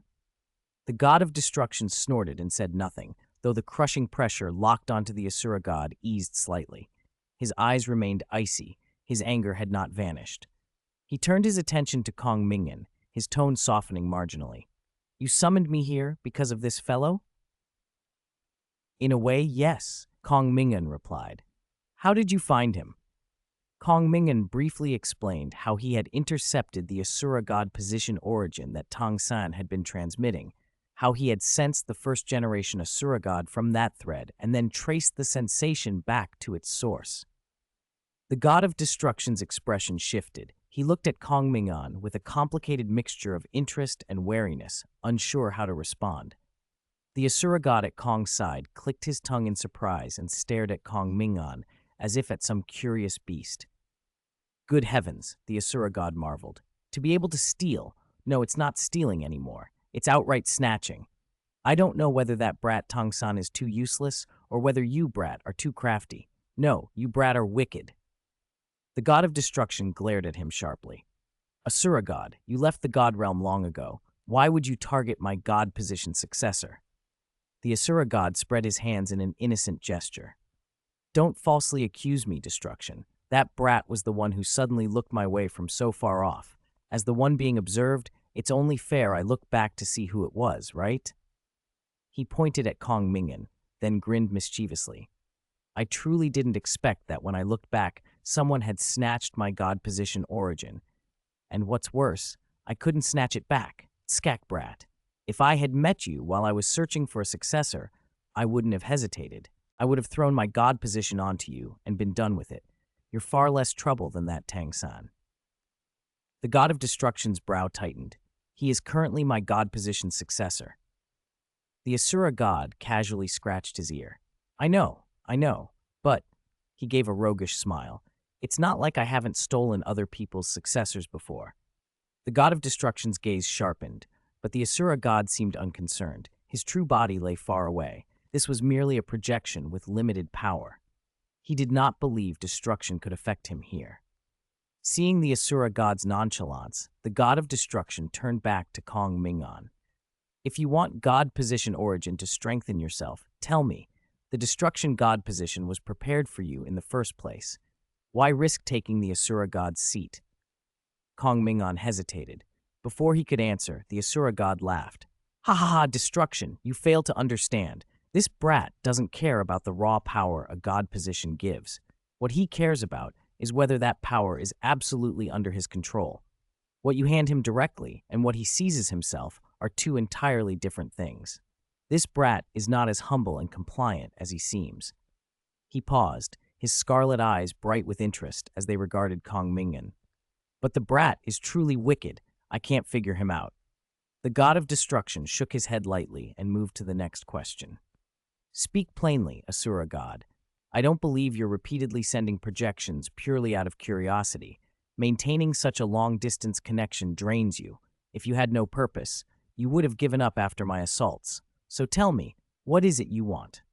The Asura god studied Kong Ming'an, his playful mask slipping into something more serious. "Kong Ming'an, is it? The path you're cultivating isn't the ordinary way of a spirit master, is it?" Kong Ming'an blinked. "What do you mean?" The Asura god chuckled and pointed at the odd configuration of spirit rings circling Kong Ming'an. Two silver glowing rings pulsed with streams of data, two ordinary blood-red 100,000-year rings gleamed, and one, Asura god ring, dark red with golden binding patterns, sat among them. Putting aside your 200,000-year rings, those two silver rings are already close to rudimentary god positions. Are you telling me a spirit king normally bears such a set? Your path looks like that of a spirit master at first glance, but it's already diverged greatly from the norm. His tone turned grave and solemn. And this is what I want, the possibility of taking a further step. Chapter 135, God Position and Divine Artifact. The fundamental reason I left the God realm back then and wandered the universe was to search for any possibility of advancing further. The Asura god's crimson eyes stared up at the sky, his gaze seeming to pierce the plane barrier and sweep across the star-strewn cosmos. A god king is tremendously powerful, one of the top-tier existences in the universe. Even a half-step god king can claim dominion over an entire star system. For ordinary beings, a god king is already the peak, but I have seen something stronger. He paused and glanced at the god of destruction standing nearby. The god of destruction said nothing. The destructive aura around him quivered slightly. He clearly understood whom the Asura god meant. The Asura god went on. In the traditional god position system, after reaching divinity, advancement depends almost entirely on the accumulation of power of faith. To sustain a first-rank deity, you need the continual nourishment of the faith from an advanced plane like Duluo. To forge a god king, you need the absolute faith of at least an entire star system. But that's basically where the road ends. It's nearly impossible to advance past the God King level by relying solely on power of faith. Power of faith can hurry you into a God position before you fully comprehend the origins of the rules. It doesn't require deep insight, just the continuous amassing of faith to boost your strength. After that, the Asura god sighed softly. The path seems to be cut off. There's no established system, no clear higher road. The future of the God position system is visible to its end. He withdrew his gaze and rested it on Kong Ming'an. If I were content with the status quo, or if duty bound me, staying in the God realm would be fine, but I can't give up the possibility of advancing further. Besides, staying meant dealing with endless petty affairs every day, especially after those two, goodness and evil, shrugged off their responsibilities and fled. Then a number of divinities followed suit, abandoning their god positions to chase opportunities in the universe. There was even less reason for me to remain, so I left. It's far more interesting to explore the universe than to slowly rot away in bureaucratic tedium.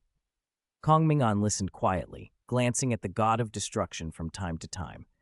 The Asura god's every sentence seemed to needle him. Kong Ming'an made no reply. Instead, he asked plainly, "So you think I can help you advance?" "I think you might hold that possibility." The Asura god shook his head calmly. "Since leaving the God realm, I've traveled hundreds of thousands of planes and observed countless cultivation systems born under all manner of laws. Frankly, most of them are variations on the same theme. They're mediocre, predictable, but someone as anomalous as you is beyond my understanding. The structure of your power, the nature of your spirit ring, especially since you were only a spirit king. No, when you took my God position origin, you shouldn't even have been a spirit king. You should have been a mere spirit ancestor. And yet you still managed to seize my God position origin. After you took it, my God position origin ceased to recognize me. That's truly bizarre." The Asura god appraised Kong Ming'an like an odd, rare specimen. Kong Ming'an's tone was mildly suspicious. "Just because of that?" "Precisely because of that." The Asura god nodded. "Rather than roaming the universe hoping for so-called opportunities, it makes more sense to come back and see exactly what your situation is. Besides, as a divinity, I have more lifespan than I need. Spending some time observing you, even if it wastes a few hundred years, is no loss. But what if you truly can forge a new path? Kong Ming'an hesitated. The argument was reasonable. For a being with a divinity's lifespan, a few hundred years to confirm a possibility was a small price to pay. At that moment, the god of destruction frowned and spoke coldly. "You're coming back?" The Asura god met his gaze and nodded. "Naturally, I can't keep a remote projection of my god position origin maintaining the connection forever. Besides, it's exhausting." He pointed at Ming'an. "I don't think this kid will tolerate some uncertain presence spying on him for long. If I were in his place and had the strength, I'd immediately destroy whatever was lurking nearby. Given how anomalous he is, I suspect he's capable of that, sooner rather than later. I don't want to die." Kong Ming'an remained expressionless, calm. The Asura god continued. "Using this fragment of my god position origin, I can link to the origin on Tang San's body and triangulate a path back. But I ran far. Locating and traversing will take time. Even at full speed, measured by the Duluo plane's time flow, it'll be at least 5 or 6 years." He looked at Kong Ming'an with a faint gleam in his crimson eyes. "I hope you'll give me a surprise when I return, but I can't just take from you for nothing. As compensation for startling you, I'll give you a gift," he said with a smile in his voice. "I think this will please you."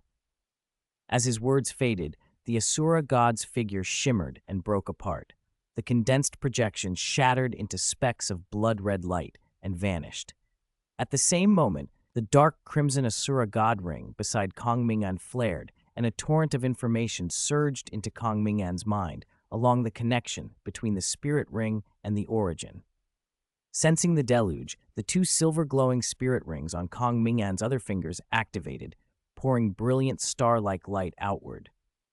The spiritual pivot as the primary ring and spiritual pivot auxiliary as the secondary directly received the stream.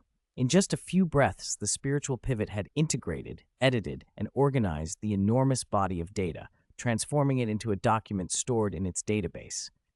With a single thought, the file unfolded. Kong Ming'an only read 2 lines before he paused. What the Asura god had given him was everything on the god position, astonishingly, including the method for forging a god position. And not just that, the data included the forging of divine artifacts, the selection of materials, and even the blueprint and structural principles of the Asura god sword. Silvery data threads spilled from the corner of Kong Ming'an's eye as the information continued to pour. His gaze flickered. This was indeed a grand gift. 136. Concept of Natal Magic Item. Chapter 136. The Concept of the Life-Bound Treasure. He didn't know how much time had passed, but Kong Ming'an, who had been overwhelmed by the incoming flood of knowledge about the god position and divine artifact, gradually came back to himself. Around him, the auras of the Asura god and the god of destruction had completely vanished. The clearing in the suburban woods was peaceful again, as if nothing extraordinary had happened. The Asura god had fled, and, to show sincerity, had proactively severed all ties with that fragment of its position origin before leaving. According to the god of destruction later, if Kong Ming'an hadn't extended his perception earlier, establishing a temporary 2-way link with the Asura god would never have been able to sense him. Even the projection that had appeared was transmitted via that 2-way connection he had created. At best, the other party could use this to toy with beings like Tang San, who had no mastery over their god position. It had no effect on heretical things like Kong Ming'an. In short, much of the whole encounter had come from his own excessive curiosity. Sensing that fragment of origin in the nearby Asura god ring, Kong Ming'an sighed. Sometimes restraint was necessary. Too much curiosity could be dangerous. To be absolutely safe, he had the god of destruction verify that that portion of the origin posed no threat before he left. Only after receiving confirmation did he relax. What had seemed like a life-or-death crisis dissolved in that odd, anticlimactic way. As a consolation prize, he had also acquired god-king level knowledge about the god position and divine artifacts, a definite gain. He did not linger long in the clearing. Kong Ming'an stepped into the spatial ripples and reappeared in his laboratory in the capital. Meng Hongchen, who had been waiting in tense silence, finally let out a breath she'd been holding. "If you'd taken a few more minutes," she told him, "even if you'd sent a message, I would have had to notify Grandpa Kong, Elder Yi, and the Snow Empress." "I came back in the end, didn't I?" he said softly, and that was enough to calm her. From the moment he teleported away until the Asura god and god of destruction arrived in succession, only a few seconds had passed. Meng Hongqian, ever quick to react, had already prepared the highest emergency protocol and was ready to use the Ling Shu network to notify everyone directly. If Kong Ming'an hadn't confirmed his safety through the network after the god of destruction appeared, who knew what panic would have erupted? The list of powers and entities connected to him had grown too long. If something happened to him, a lot of people would be thrown into chaos. Of course, he had multiple resurrection contingencies in place. Dying was still a difficult thing to accomplish. He spent a while soothing Meng Hongqian's frayed nerves, and finally, the matter was closed. Next on his list was Wang Donger. Wang Donger had been tricked into coming to the lab 3 months ago and had slept for the entire time. That was unavoidable. Kong Ming'an had needed to borrow Tang San's leftover divine force and divine thought to forge a sea god martial soul for her, effectively performing major surgery on her soul. Under such circumstances, it was only natural that she remained unconscious. Now that the operation was complete and he'd obtained what he needed, he had to send her back. Kong Ming'an watched as staff he had arranged guided the still-dazed Wang Donger away, explaining the situation to her. He didn't bother to step forward himself. That would have been a waste of time. Barring accidents, she would come looking for him later anyway. Waking up after 3 months, checking herself, and discovering an extra spirit, who could resist investigating? Wang Donger's stated reason for coming to the capital had been to find Da Ming and Ming. Those two were currently serving as security in his undead demiplane, repaying their debts with blood donations. When the time came, he would take Wang Donger to see them, have her sign an employment contract, and hire her. That would make his continuing use of her sea god martial soul to affect lower realm Tang San's sea god's divine test and to manipulate god realm Tang San's Asura god position much smoother. Logical and convenient. After sending her off, Kong Ming'an connected to the spiritual pivot and retrieved the god-king level material it had organized about the god position and the divine artifact. As he skimmed what the pivot had arranged, an intriguing idea formed. God positions and divine artifacts shared fundamental similarities. God positions were forged from energy, things like the power of faith, while divine artifacts were constructed from physical materials. Yet both could confer and amplify enormous power to their users. What if a God position could be integrated into a divine artifact, the artifact serving as the exterior shell, the God position as the interior core, so that possessing and wielding the artifact was tantamount to wielding the God position's power? He glanced at his Asura God ring. Spirit rings were malleable. In theory, a spirit ring could be used to forge a God position or a divinity. If integrating a God position into an artifact proved feasible, then the spirit ring could serve as the medium. Because of the intrinsic link between spirit master and ring, a weapon forged this way would be intimately bound to its owner, easily controlled, and effectively recognizing its master. Could this be what people meant by a life-bound treasure?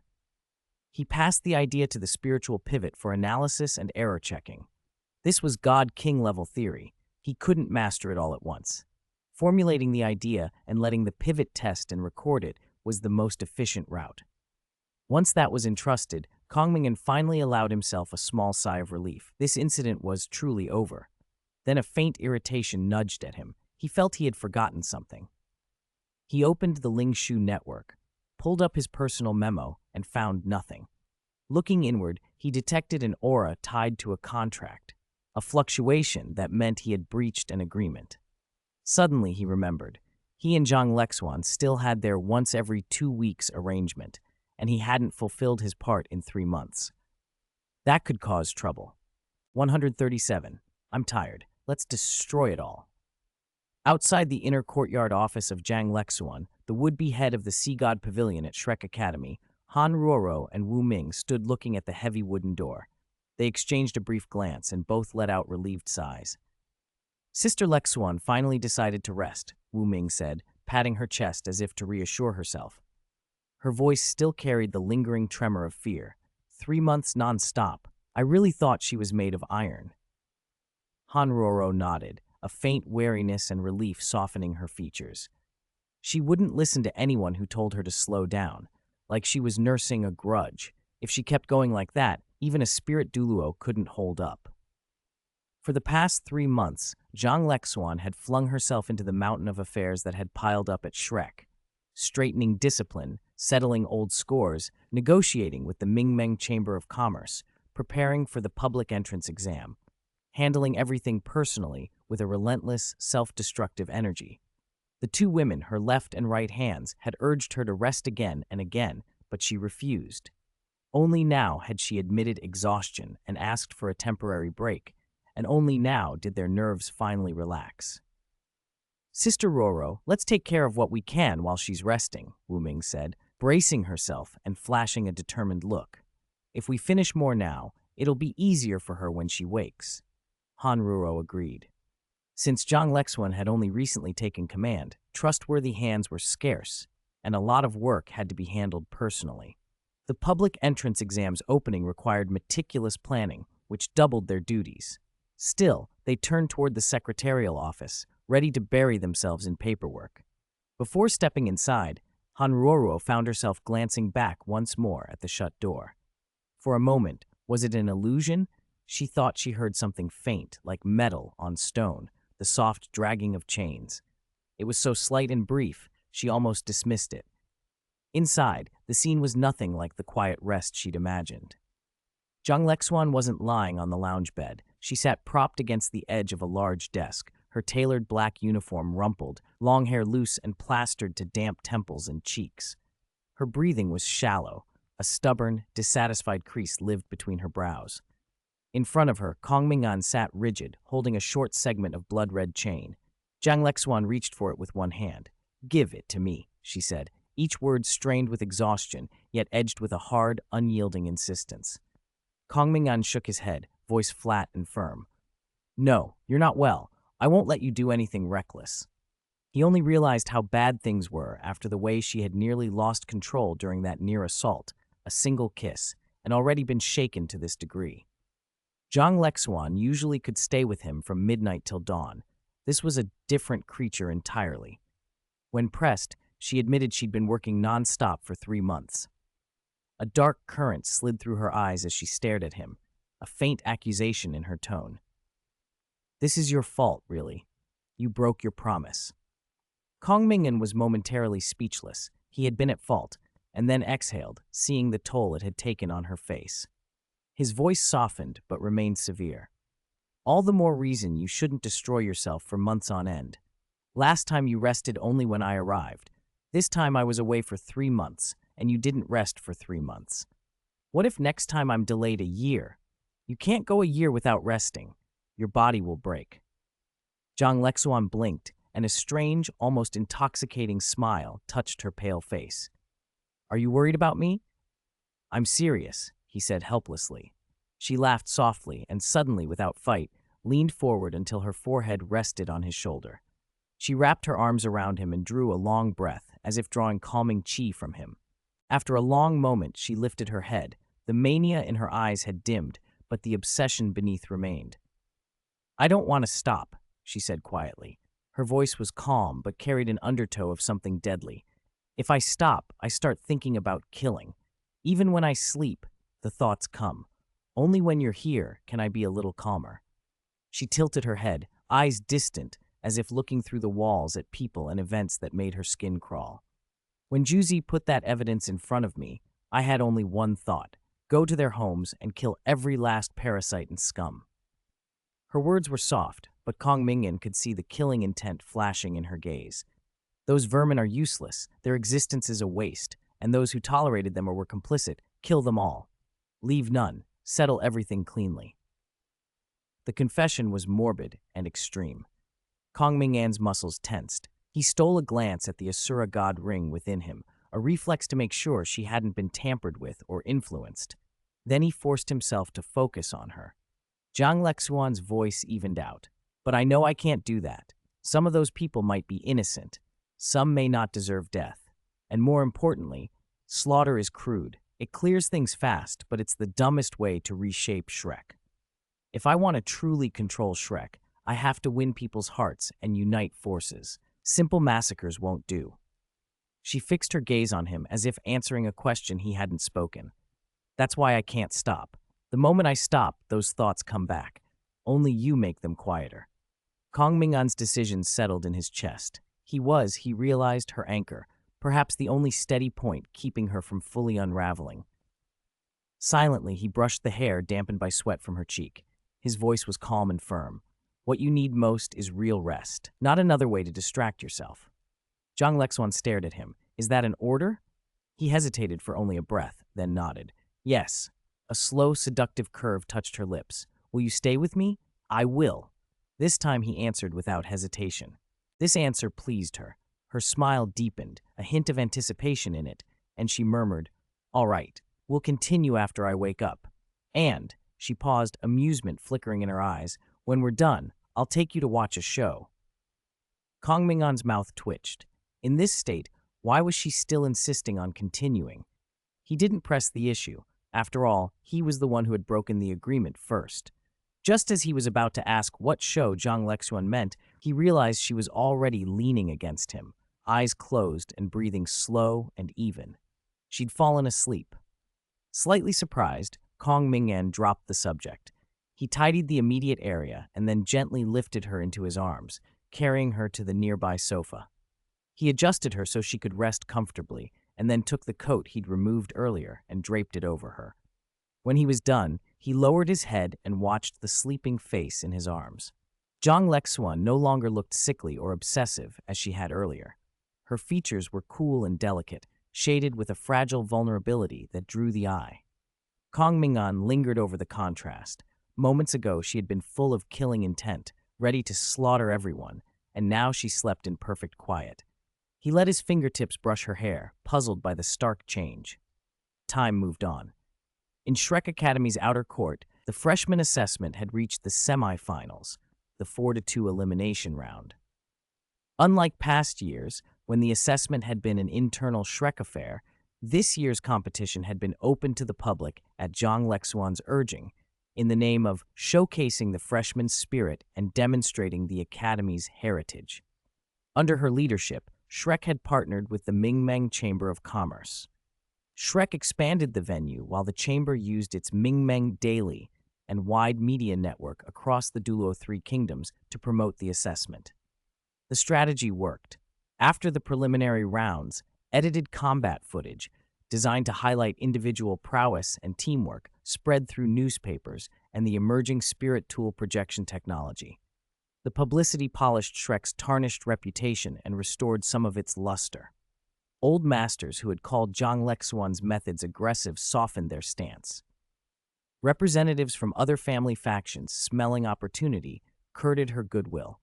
Zhang Lexuan received them all without comment, merely taking their names. Inside the massive arena built for the event, the crowd roared. The semifinals were underway. On one side stood Dai Huabin, from the White Tiger Duke's residence of the Star Luo Empire, a bearer of the pure White Tiger spirit, already at the Spirit Elder realm. His two teammates were Spirit Grandmasters. One wielded the Hell Civet spirit and could combine with Dai to unleash the fearsome fusion skill Hell White Tiger. They were the clear favorites. Opposing them was Huo Yuhao, the last disciple personally taken by Sect Master Poison Immortal of the Body Sect. Huo bore the body spirit, spiritual eyes. Though his innate spirit power had reportedly been only rank 1, his extraordinary perseverance and the sect's resources had pushed him to become a 2-ring spirit grandmaster, with the unusual combination of 1 yellow and 1 purple ring. His teammates were also spirit grandmasters. Both teams had maintained perfect records through the tournament. Dai Huabin's team relied on overwhelming force and the decisive Hell White Tiger. Every time the fusion skill appeared, a match was effectively decided. Huo Yuhao's team, by contrast, thrived on mystery and unpredictability. Almost every match seemed to be decided by a flicker in Huo's eyes that inexplicably rendered opponents unconscious. Their methods baffled spectators. Outwardly, the match seemed evenly matched, but what happened next defied everyone's expectations.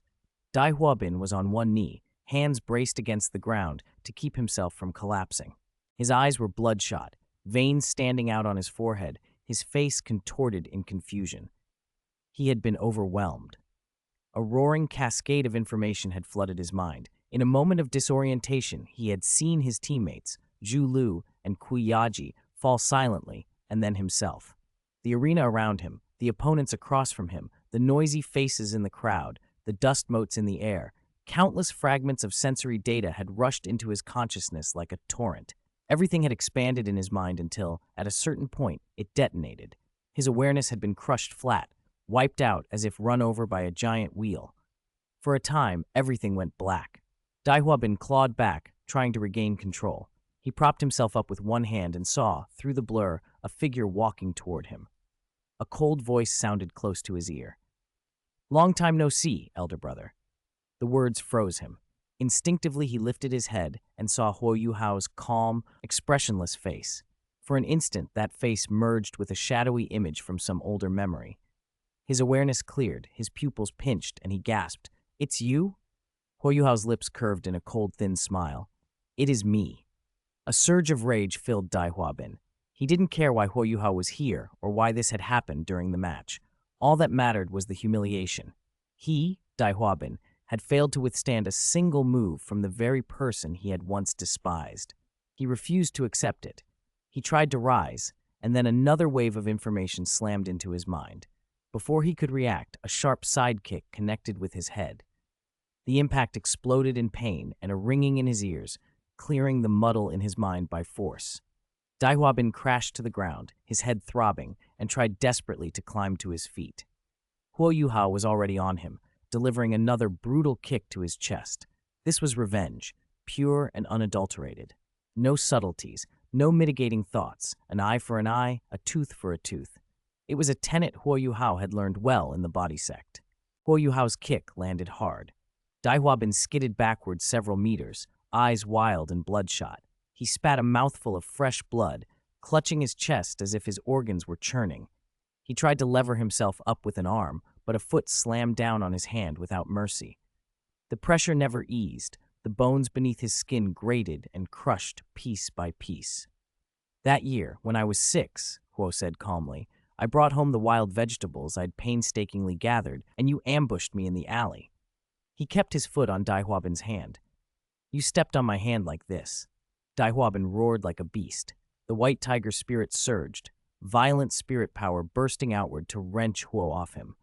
Instead, Huo answered with an even harder straight kick. Dai Huabin went flying, landing on his side. He struggled to rise, but Huo's boot drove down on his head, grinding without any slack. "When I was 8, on my way home, you and your men stepped on my head like this too," Huo said. Killing intent shone in Dai Huabin's eyes, almost visible. As the son of the White Tiger Duke, how could he accept such humiliation, especially from someone he'd once looked down on? He fought back, but every attempt was crushed with brutal directness. Huo advanced, bent, and punched down in a relentless rain, one blow after another. "This was when you brought people to throw stones at my mother. This was when you hit me with a stick." And that time, each strike came with a cold statement, each statement naming an old grievance. The crowd fell into a deadly silence. Spectators watched in stunned disbelief. This had stopped being a match and become a one-sided slaughter. How was this a contest? It was an execution. Up on the refereeing platform, the teacher in charge frowned, glancing nervously at the burly figure beside him. "Senior, this," he began. Poison Immortal, who had appeared at some unknown moment, watched below with his arms folded and a faint trace of amusement. He didn't even turn his head. "What's wrong?" he asked. The referee's throat tightened at the casual tone, and he couldn't bring himself to argue. He backed down, muttering, "Nothing. Nothing." Poison Immortal nodded with satisfaction and continued to watch, savoring the scene. Revenge for old wrongs. How fair was that? This boy's temper was a touch too gentle. He wouldn't go to the White Tiger Duke's estate to wipe them out. Still, that restraint made him an interesting whetstone all the same. On a high viewing platform with a clear view of the arena, Kong Ming'an watched Huo Yuhao below with interest. Beside him, Zhang Lexuan had regained her cool, detached air after a long, overdue sleep. Her mood seemed improved. "You think highly of him?" Zhang asked, her gaze sweeping the field. Kong Ming'an smiled slightly. "He's an excellent prospect. I favor him."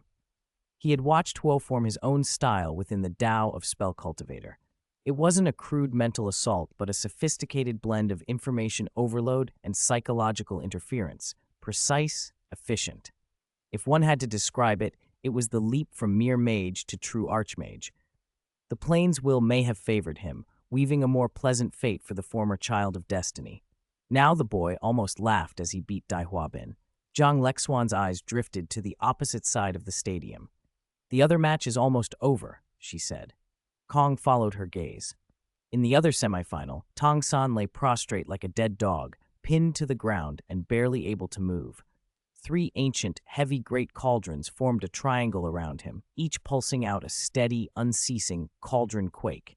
Invisible shockwaves struck his body and spirit constantly, churning his chi and blood so he couldn't consolidate his energy.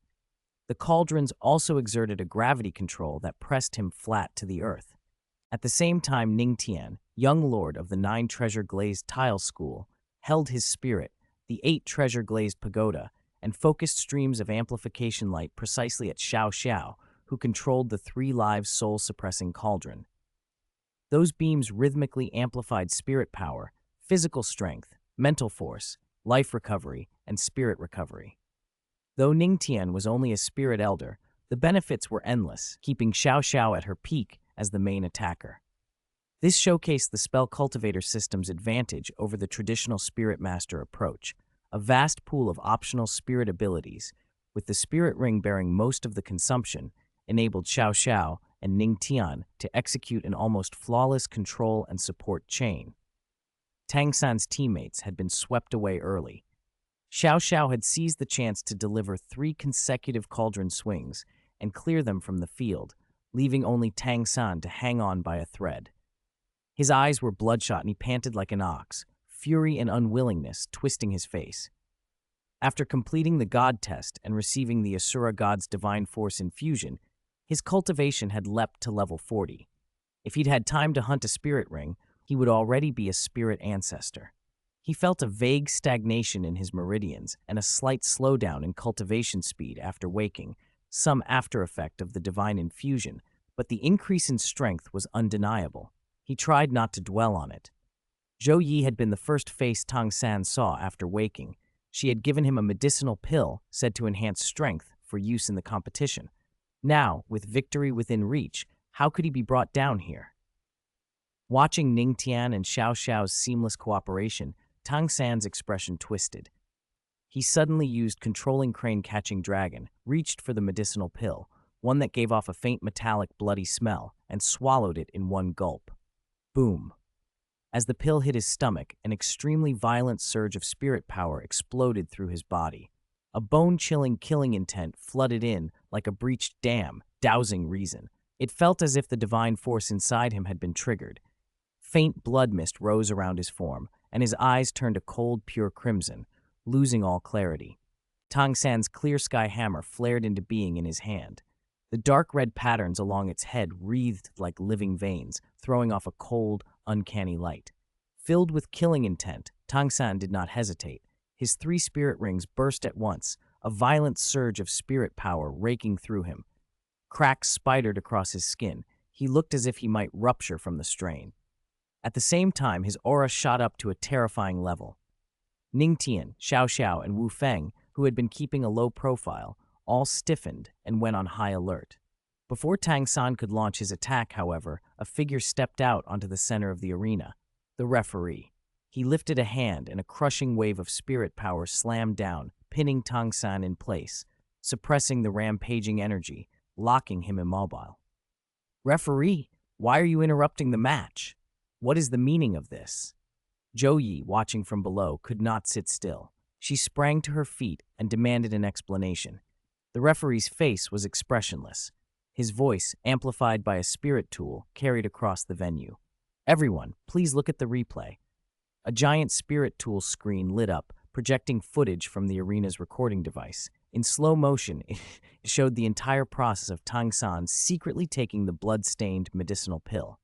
The referee's cold gaze swept over to Zhou Yi.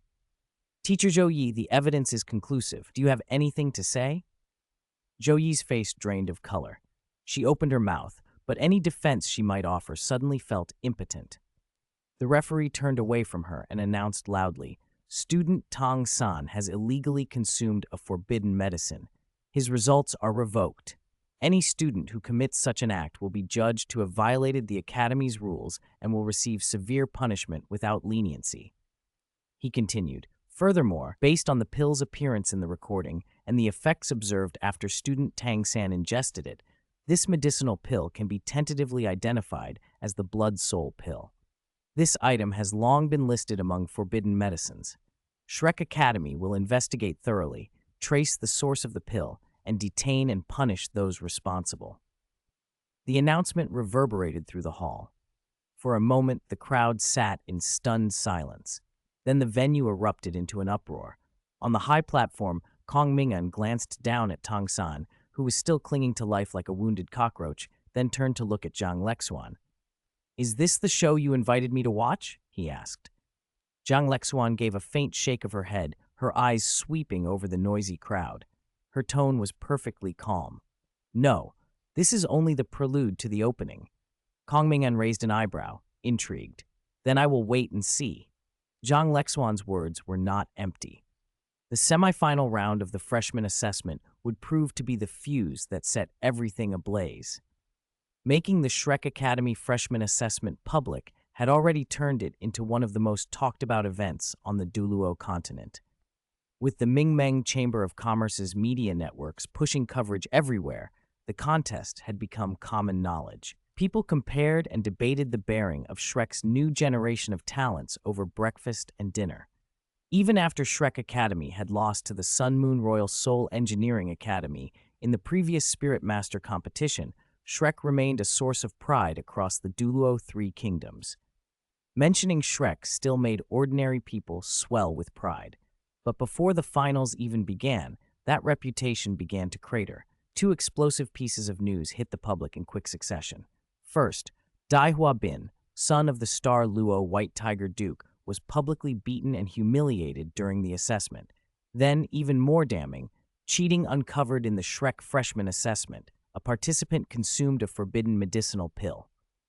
The second item eclipsed the first. Cheating is the most despicable behavior in any competition, and for it to occur at Shrek Academy, an institution that prided itself on fairness and honor, was a bitter irony. Speculation, ridicule, and doubt spread like wildfire, and public trust in Shrek plummeted. Acting as the main channel, the Ming'an News Agency released a rigorous, evidence-based official statement issued by Shrek Academy.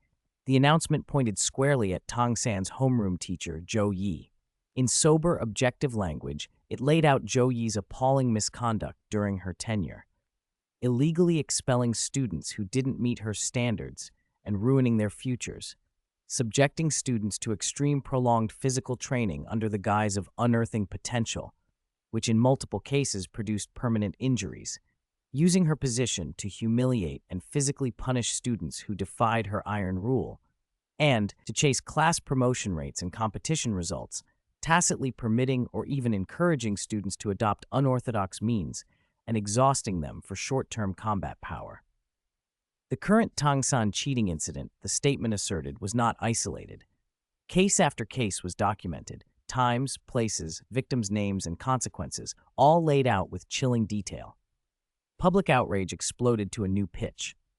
Under the pressure of public sentiment, anger shifted from a single act of cheating to condemnation of Zhou Yi herself and fierce questioning of how Shrek could have tolerated such a corrupt instructor for so long. Voices across the continent demanded justice. How could such a malignant presence teach at Shrek for years? Were Shrek's eyes blind? Or are they equally corrupt? Severe punishment is necessary. Give those ruined children an answer. Just as the public's fury reached a peak and media pressure mounted, Shrek Academy issued a second announcement. It was concise and had 4 parts. First, the Academy formally admitted its mistake and offered a sincere apology, acknowledging major lapses in teacher qualification review and management, and extending its deepest apologies to students and families harmed by people like Zhou Yi. Second, Shrek announced a compensation program. It would establish a special fund to compensate students verified to have suffered unfair treatment, physical or mental trauma, or ruined prospects at the hands of Zhou Yi or similar teachers. Compensation would include financial redress and additional support, and the Academy would assist victims in resuming their studies or pursuing alternative paths. Third, Shrek pledged a thorough internal review led personally by Provisional Sea God Pavilion Master Zhang Lexuan. The review would examine all faculty and staff across the Academy. Any black sheep would be removed to restore a fair and safe learning environment. A second public adjudication would follow 1 month after Zhou Yi's case was handled to ensure no offender escaped scrutiny. Fourth, and most shocking in its bluntness, the Academy announced the final verdict for Zhou Yi in just 4 characters. Public lynching, public execution by slow slicing.